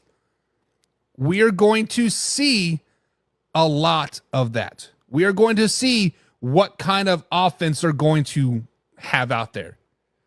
Everything I've seen from practice so far, a lot of spread offense, a lot of 4 wide receivers, a lot of single high back, right? A lot of passing. Running game, what? 10 times a game maybe, right? Titans got a hell of a lot better. And Casey Morgan's in the chat. What's up, Casey? He says, this division is going to be fun to watch. This is the first time, obviously I am a Chiefs fan at heart. I bleed red. Cowboys is my secondary passive team, right? But I have a lot of eyes this season on the AFC South. I am going to try to catch damn near every Colts and Titans game that I can. I'm going to go to more Colts games this season than I've gone to Chiefs games ever in my life, just this season. We have tickets to 5 or 6 games. We are going to see a lot of Colts games. We're going to see a lot of Titans games this season, and I'm excited for it. This division is going to be freaking good. It's the AFC in general is going to be fun to watch. You got the AFC North, you got the AFC South. Slow it down, guys. Damn. Ant says, I think the Texans will win it, and I agree the AFC South might be the second best division in football. AFC North is number 1. Do you guys remember a couple years ago when Russell Wilson came to the Denver Broncos? Justin Herbert was with the Chargers. Derek Carr was with the Las Vegas Raiders. Patrick Mahomes was coming off another MVP season. Many people pegged the AFC West to be the best division in football. Everybody's going to make the playoffs. Everybody's going to have 10, 11 wins. It's going to be a freaking amazing time. Bottom fell out. Broncos sucked. The Raiders sucked. The Chargers were average. I could potentially see that from the AFC North this season, Ant.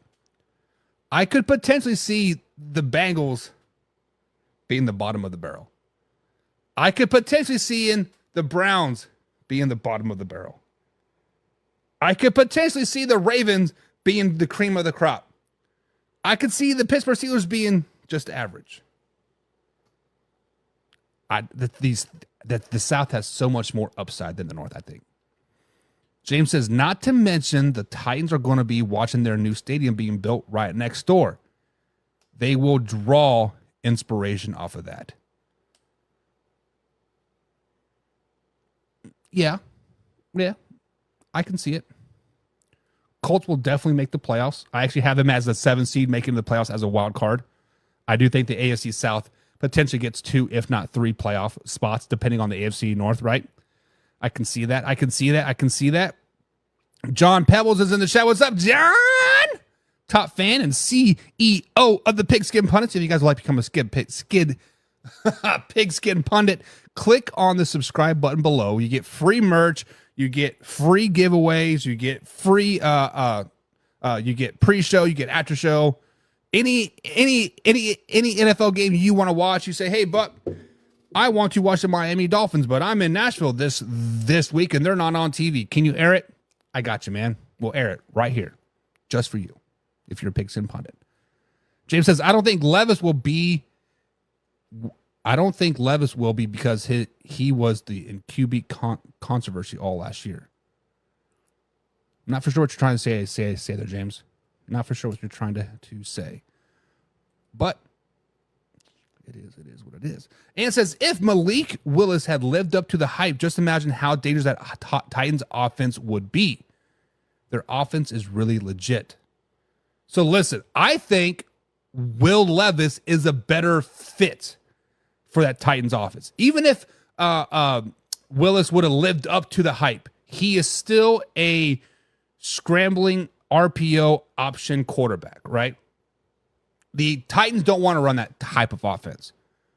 They have pass catching backs in Tony Pollard and Spears, right? They have downfield threats with Calvin Ridley and D-Hop. They have underneath that guys that could go in the middle and potentially Burks. Many people are calling him a bust. I think that this year he kind of has a breakout year. But yes, the Titans offense is very, very legit. Very, very legit. James says there's a lot of parity league-wide this year. Every game after week 10 is a playoff game. Yeah.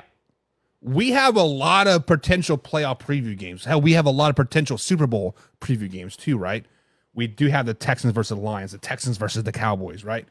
They have the Colts versus the Packers. There's a lot of good games out there this season. Ryan's in the chat. He has I think that's a Rising fan or something. I'm not for sure what that dime with the Lions mean. But Ryan, welcome to the chat, man. He says, let's go, baby. Slow it down. And James says, no sophomore slump for Levis. Still has a lot of rookie juice in him. Correct. Same with Anthony Richardson, right? They're both technically second-year players, but they did not play a lot. Obviously, Anthony got hurt, week 3. Will Levis was in and out of the lineup with Ryan Tannehill, Malik Willis. They didn't know what they're doing with their hands most of the season last year. But yeah, I get it. But I do not think the Houston Texans guys will repeat in the South. Like I said, I ultimately think it's going to be the Titans that win the South. But the second burning question that I had, we spoke on this yesterday, right? I gave you guys 3 players that have to stay healthy for the Indianapolis Colts to be successful. And so many people were in my inbox saying, well, of course, that's for every team, right? Every team has to stay healthy. I mean, obviously, if your quarterback goes down, you're going to suck. If your number 1 receiver goes down, you are going to suck. You are correct. You are 100% correct on all those people that got into my inbox and told me that. Yes, you are correct. But it is even bigger for the Indianapolis Colts. It's even bigger for the Indianapolis Colts because their depth on their team sucks. Let's be flat out honest. The depth on the Indianapolis Colts suck. If Braden Smith goes down, who are you going to put in there? Braden Smith is the right tackle for the Indianapolis Colts. He has not given up a sack in 2 straight seasons. Actually, I think it's 3 straight seasons. I re-looked it up. 3 straight seasons. Has not allowed a sack. His backup that played a majority of the season last year because Braden Smith was hurt averaged a sack every 10 dropbacks. Every 10 dropbacks that his backup was defending, he allowed a sack. So you go from a starting right tackle that doesn't allow a sack for 2 straight seasons to a backup that's given up a sack every 10 dropbacks. There is a huge, huge drop-off between starting right tackle and left, and then backup right tackle. Same thing with the receiving core. Michael Pittman Jr. When he is in there, when Michael Pittman Jr. starts and finishes the game, the Indianapolis Colts offense is a totally different offense. They're averaging 20-plus points a game, 300-plus yards on offense. Last season, he missed a couple games, right, with concussion protocol, concussion-like symptoms. That particular game, Gardner Minshew, 100 yards passing. 100 yards passing in that game. He had his starting offensive line. He had Jonathan Taylor. The only part missing was Michael Pittman Jr. Michael Pittman Jr.'s backup, actually just the rest of the receiving core for the Indianapolis Colts is let's just say unproven. Unproven. You do have Mo Alley Cox, right? A decent tight end. Can he carry a team for you? Absolutely not. He cannot carry a team for you. Not at all, right? You Alec Pierce. Can he truly be a number one receiver for you? No, he can't. The health of the Indianapolis Colts is more important than anybody else in the NFL because their backups are that bad. They have zero depth. Depth is lacking. James Chamberlain says that is an amazing stat about Braden Smith for forgetting the backup's name. Man, why can't I remember the backup's name? Is it Freeland? I think Freeland is the backup's name. The roster isn't pulling up for me. My API must be screwed up, but it is what it is. Jim Powell is in the chat. The CFO of Pigs Getting Pundit says Kelsey is going to learn from Bowers. Going to learn from Bowers, he says.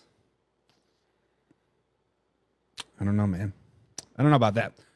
Garner's going to rip up this season. You are right, Ryan.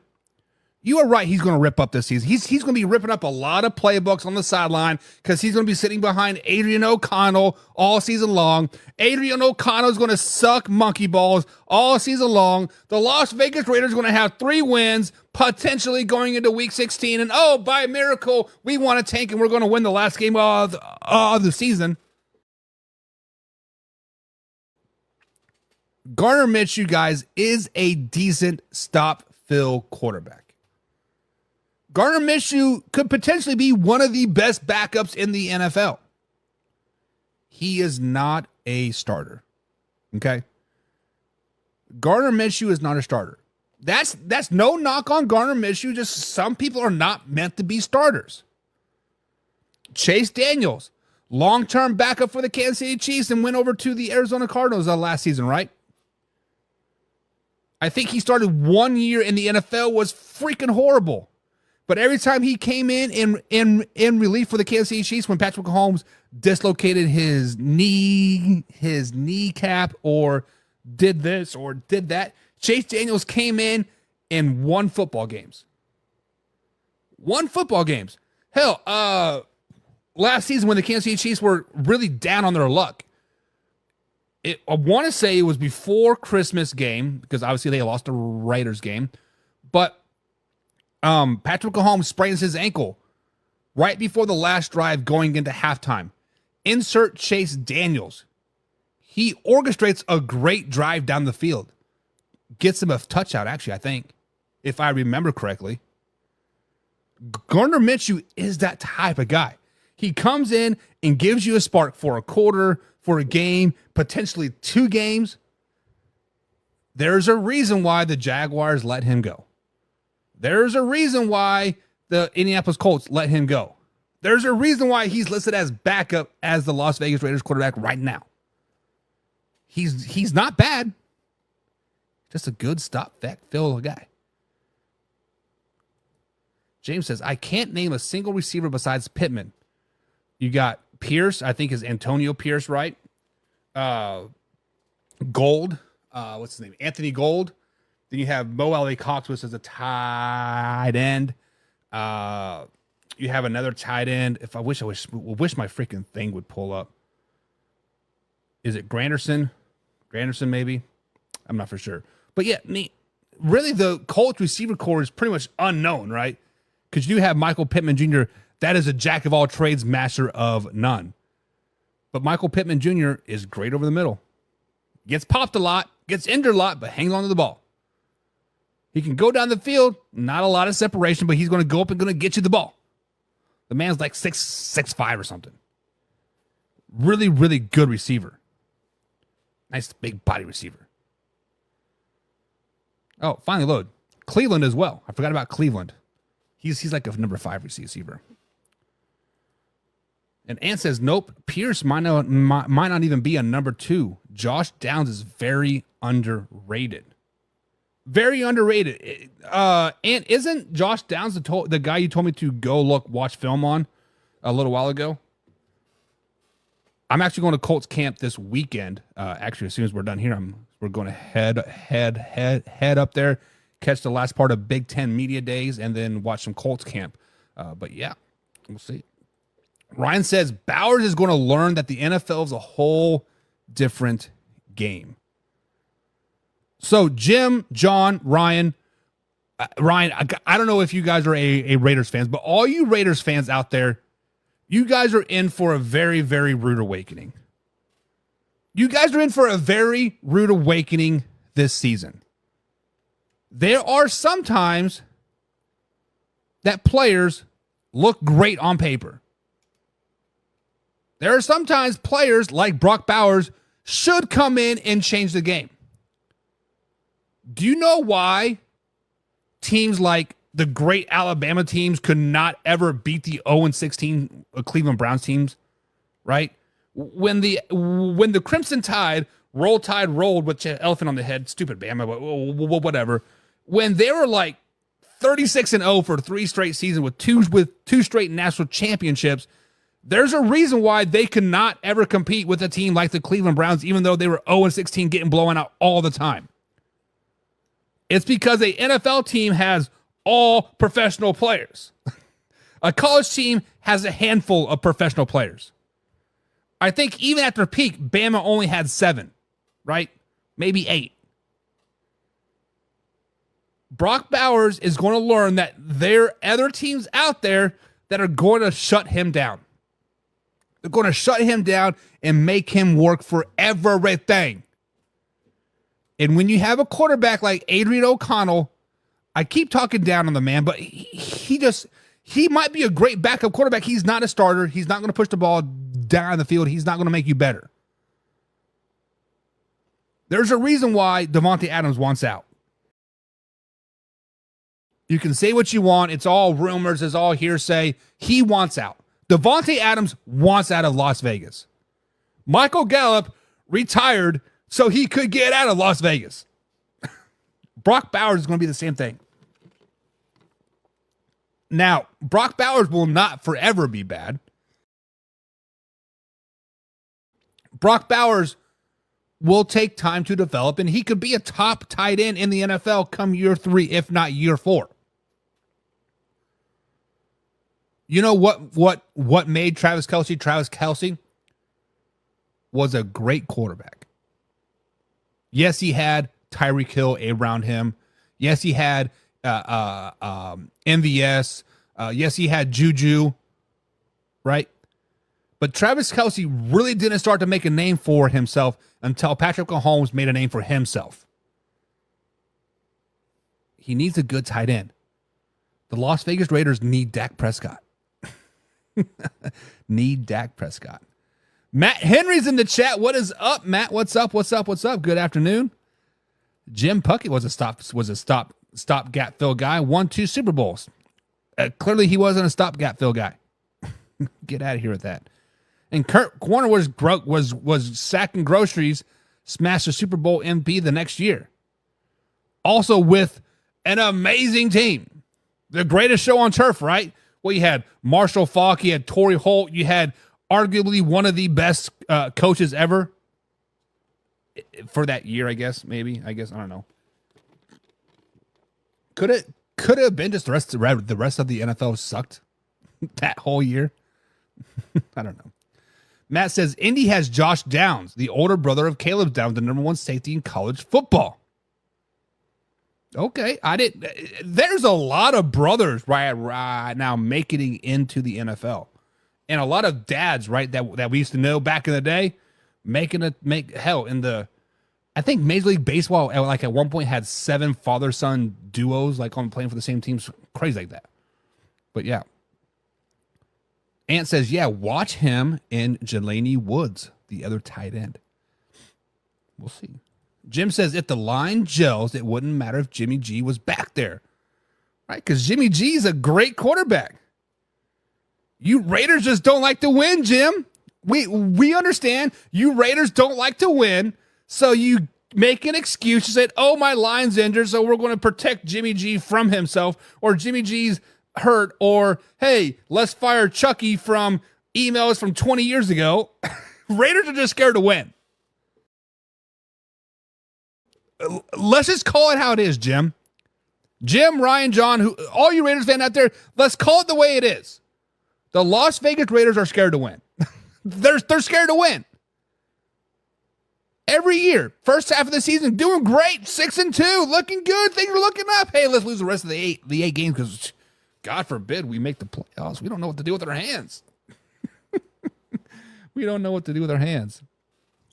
In Heineke, we trust. Yeah. I do listen to some Heineke. Ryan says, the whole T. Kelsey thing boggles my mind. The guy is slow as hell. How does he get open? So let me tell you a story here, Ryan. I was a junior in high school. I ran roughly a 4.5 40. I wasn't the fastest guy, but I wasn't the slowest guy either. But the quarterback on the opposing team, this team was the Silver Lake Eagles, 3-time state championship in a row. They were in our division. They were our arch rival. They had a quarterback by the name of Kyle Kruger. This kid was slower than molasses. This kid ran like a 5-second flat 40-yard dash. My son right now could probably chase his ass down and tackle him, but he was so decisive.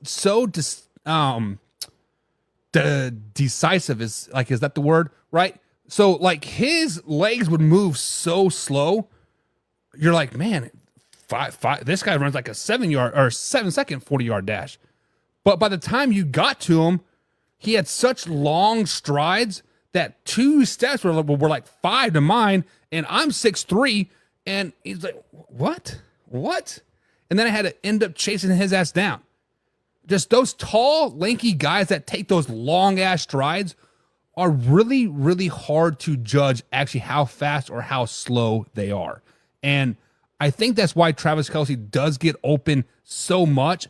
Also, he does have a linebacker on him 9 times out of 10 with option routes. So even the best lockdown corner, right, can be looking in his eyes. You look 1 second back at the quarterback and he sees you looking that way and he goes that way, wide open. But yeah, you are correct. He is slow. He's big. Doesn't look very agile, but those nice long strides, head smarts, get you open, right? Get you open. James says Warner played a lot in the Arena League. When he got that huge field with those weapons, it was cake for him. So, James, as a former indoor football league, I played for the IFL, played on the Omaha Barn Burners. The indoor football game is totally different than 11-man. So usually on 11-man field, you're looking like your deep route first and then check down short, right? As quarterback, you want to be quick hitters all the time. If your quick hitters there, boom, get it, scamper up the field. If the short's not there, the medium's not there, then you're going deep as your last option. Plus, you have nets over the field, right? You have nets over the field at probably 30, 40 feet tall. You get that ball up there, gets caught in the net. So you got to kind of throw a laser. So being a defensive player, it took me a long time to adjust because I am used to running backs trying to beat me on the outside. I 45 degree angle it, meet them at the line of scrimmage. Well, on an indoor field, it goes from 43 yards wide to 20 yards wide. So your 45 degree angle cuts down to about a 25 degree angle, and then you're missing tackles. So I understand what you're saying, but it is a huge difference. Even from the Canadian League to like 11-man, even with those 5 extra yards and on like either side and that 12th man, it's just it is so much different when you add 8 guys to 11 guys to 12 guys to 6 guys. It is tough. I mean, it's very, very, very tough. Ryan is a Broncos fan. My apologies. Hopefully the Broncos can win more than 3 games this season. We will see. James also says Kelce has a burst game speed. He's fast as hell for the first 5 yards off the ball. That is correct. There is such thing out there, guys, called speed and game speed, right? There are players out there that can run super fast, right? We have a kid on our high school team, I think he tops out about 20 miles an hour, runs about a 4.4 40-yard dash, flies, right? You put the helmets and pads on him, he's about a 4.7. That game speed, calculating, right? You get that game speed in you. If you can run that 4.4 with those shoulder pads on and the helmet on, it's a whole different ball game. Me personally, when I put my helmet on and shoulder pads on, I got faster because I ran with the purpose. My job was to take your head off and put your dick in the dirt as fast as I can, as hard as I can, as long as I can. That probably sounded bad, but game speed is a hell of a lot better than actual worse speed, right? Worse speed. Kelce and Smith was a good tight end. Kelce with Mahomes is a great tight end. Yes. Alex Smith was a definite game managing quarterback. He was not going to make Alex Smith was a really, really good quarterback, right? He was a quarterback that would not win you games, but not lose you games either. If you put him in the right position, he's going to give you the proper outcome. If you put him in bad positions, he's going to give you the wrong side of the outcome. He had a problem throwing guys open. That was Alex Smith's biggest things. Jim says, why did you skip over what I said that proved you right about the line being the most important spot on the field? Must have not seen it. My bad, Jim. My bad, dude. I'm sorry. But we talked about the Texans not repeating in the South. We talked about the health of the Indianapolis Colts being the most important thing. But topic number 3, the Jacksonville Jaguars. The Jacksonville Jaguars, guys, I think is just an average team. The Jacksonville Jaguars, guys, are just a team that's just not that good this year. Now, they did add a few pieces, right? They picked up Gabe Davis from the Buffalo Bills. They picked up Darby from the Baltimore Ravens. They also added some few other pieces here, but they are paying people in the wrong position. They are paying people in the wrong positions to really make me open my eyes. When I was preparing for the Jacksonville Jaguars, I saw that their defense was pretty bad. Yes, Josh Hines Allen is a good linebacking / defensive end. Really, really good. But when you look at the true secondary, you don't have a true lockdown corner. You don't have a safety that you don't know if he's going to be in the right position. His football IQ seems to be bad. I'm not saying it is bad, just seems to be bad. Makes a lot of wrong decision, a lot of wrong turns, and bada bing, bada boom, DeAndre Hopkins is wide open, right? But the fact that they paid Trevor Lawrence $245 million to be a below average quarterback just boggles my mind. I ultimately think the Jacksonville Jaguars will win 7 games this season. I think somehow, some way they sneak out some potential wins that are like, really? Y'all can't beat the New York Jets, but you can go out there and, you know, compete with the Miami Dolphins. You can beat the Colts, and but then you lose to the Patriots, and then you beat the Packers, but then you go turn around and lose to the Vikings and lose to the Raiders. Like what? It's just the Jacksonville Jaguars, guys, is a team that is a truly wild card head scratcher.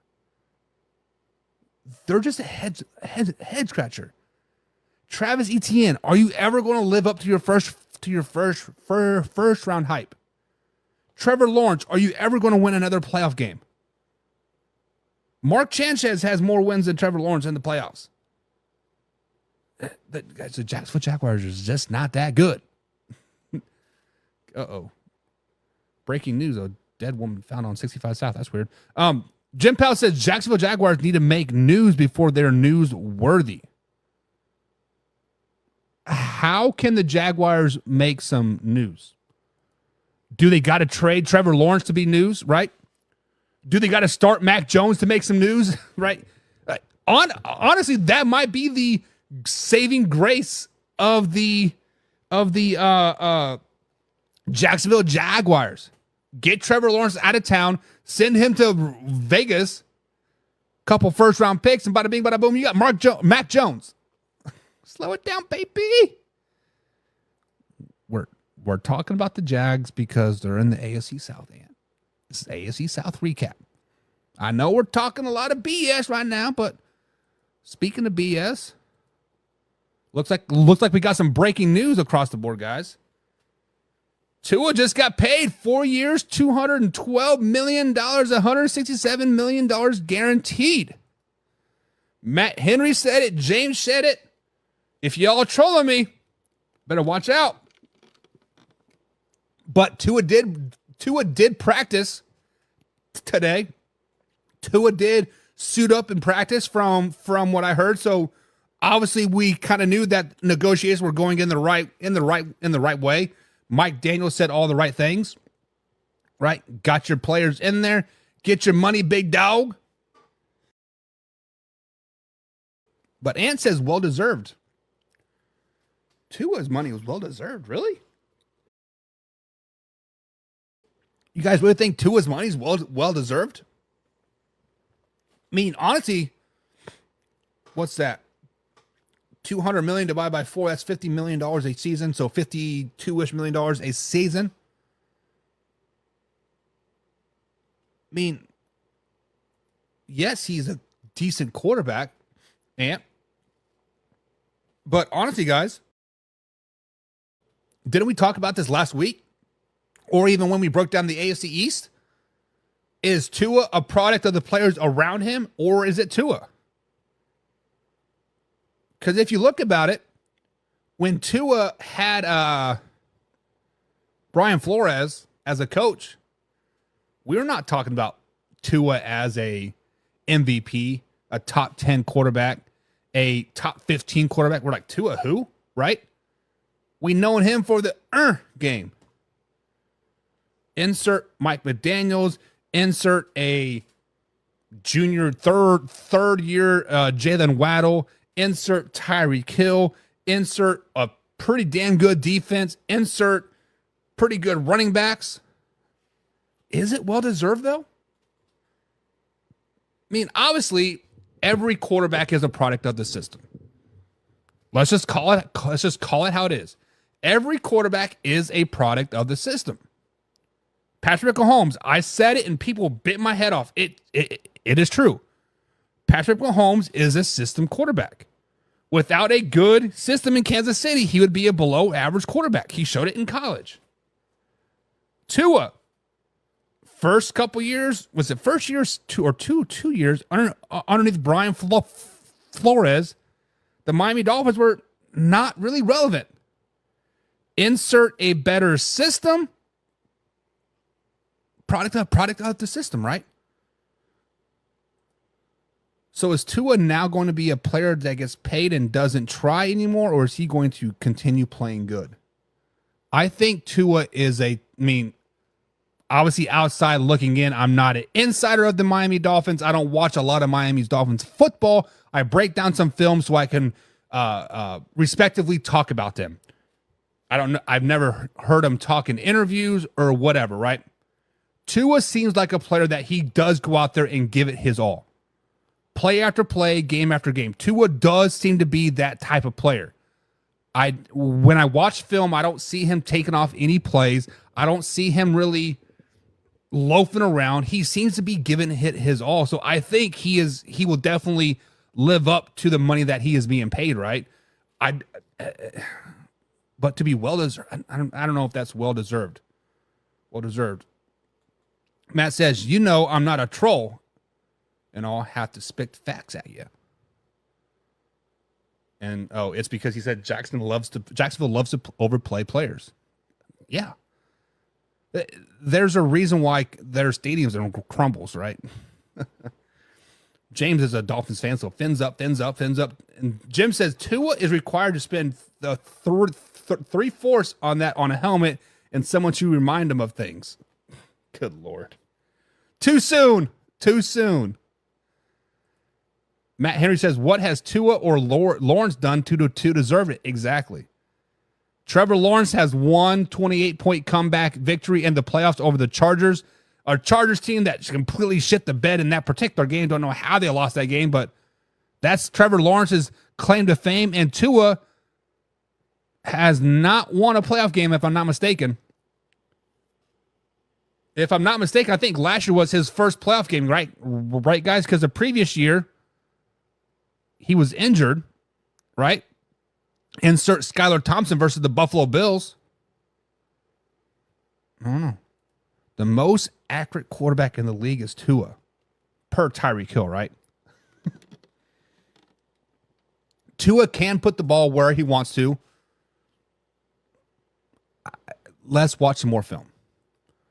Jordan Love will be the next in the conversation. Yeah, Jordan Love is going to get paid, and yet what has he done, right? 1 year starting, 5th year in the league, does have a playoff win in his first year. I get it. I think Jordan Love's realistically can wait till the end of the season to get his contract. I think they're going to be a 12 to 13 win team, potential NFC championship game. If that were to happen, then Jordan Love deserves his money. But it is what it is. Ant says, for $167 million guaranteed compared to what Herbert and Lawrence got. Yeah, I get it. Will he hawk a Tua this season? Let's hope he doesn't hawk it Tua this season. Let's hope he nicely lofts it in there and lets it roll down and gently crests it into the end zone over and over and over. Was that too much? Was that too much? Hey guys, did you know that there's a Red Bull? There's a Red Bull out there with the Hakatua branding on it. I shit you not. What? Says Ryan. Say that again about Patrick Mahomes. Ryan, I will say it. I'll look deeply into your eyes. These are eyes I've been up since 3 o'clock in the morning. I've been sick, down with the sickness. Patrick Mahomes is a system quarterback. Patrick Mahomes is a system quarterback. Patrick Mahomes is a system quarterback. If he would have went to the Chicago Bears, he would have turned out just like Mitchell Trubisky. If he would have went to the Carolina Panthers, he would have turned out just like Bryce Young did last season. If he would have went to, Denver Broncos, would have been just like Russell Wilson and your 15 other quarterbacks that you guys have had in the last 6 years. Patrick Mahomes' talent fell into a perfect Kansas City Chiefs system built for a player like Patrick Mahomes. Now, I'm not saying he's all the system like Tom Brady is. Tom Brady was nothing but the system.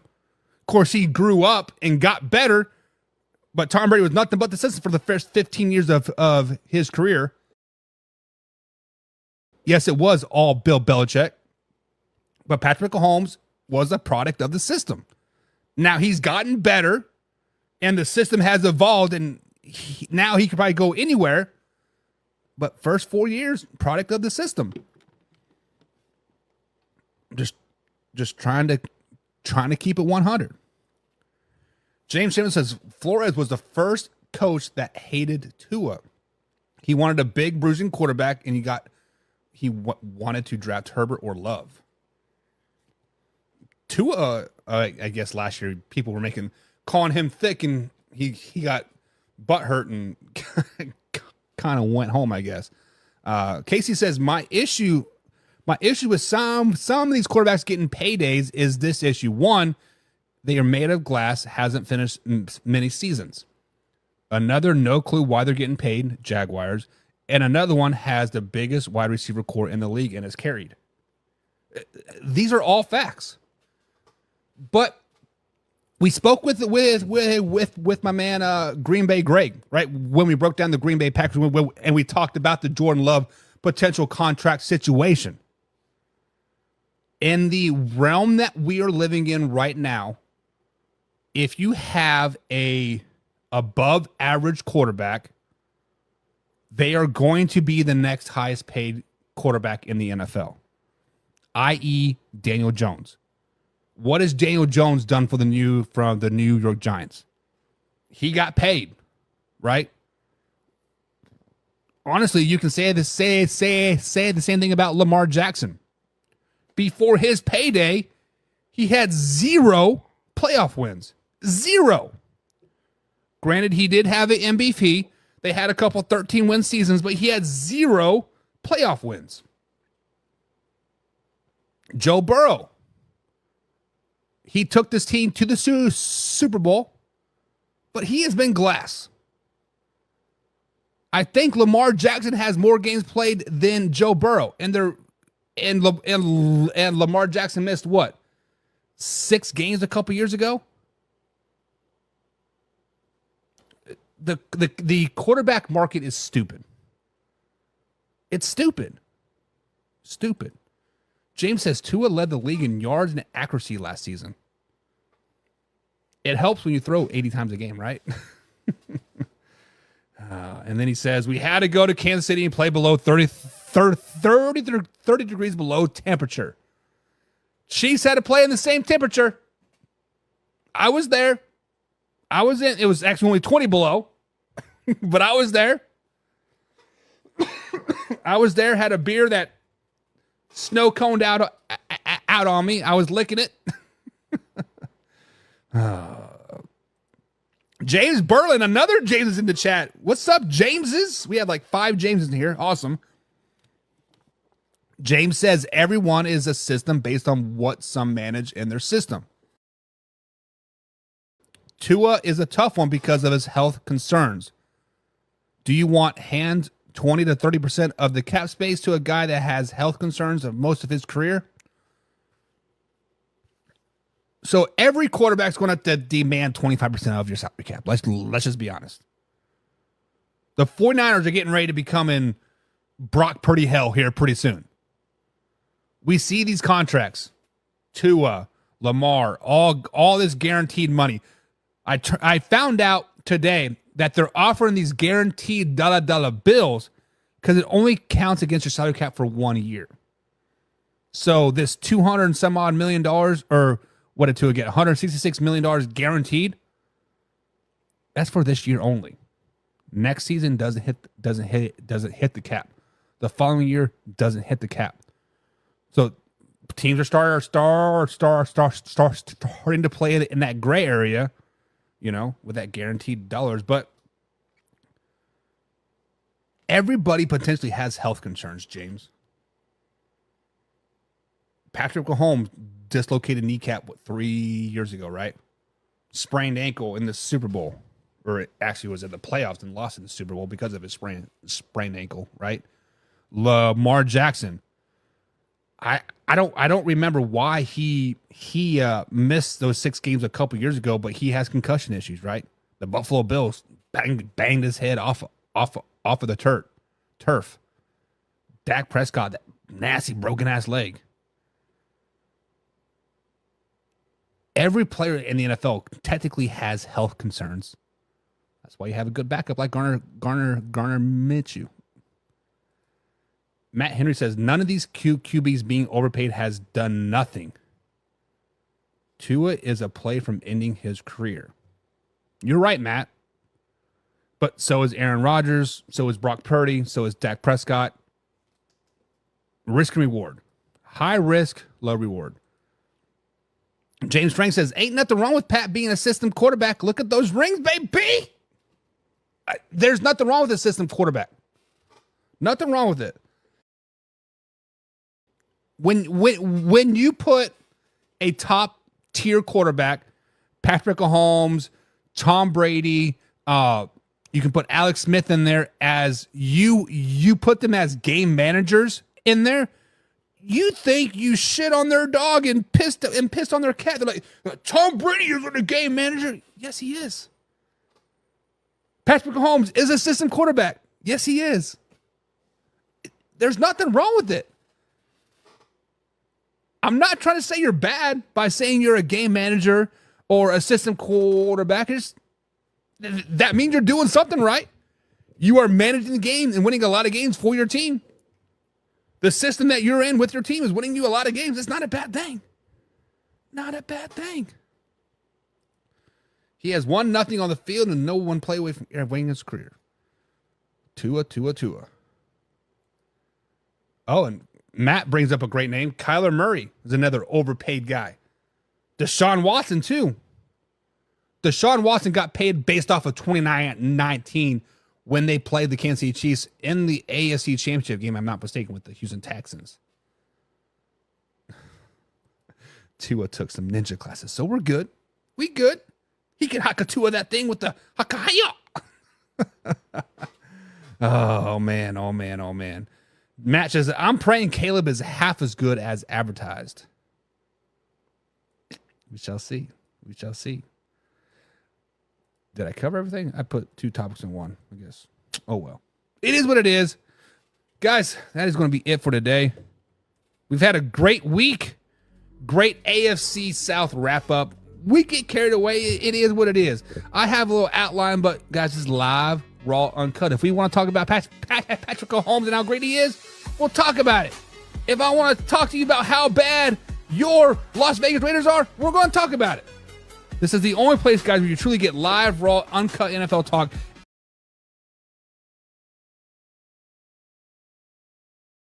Very much. With that being said, guys, have a great weekend. We'll see you Monday morning or Monday afternoon, 2:30 East Coast time. Until then, AFC's North is next week. Let's go, baby! We start with the Ravens. We'll start with the Ravens on Monday. Be ready. Raiders suck, and James, thank you, good so. We out, baby.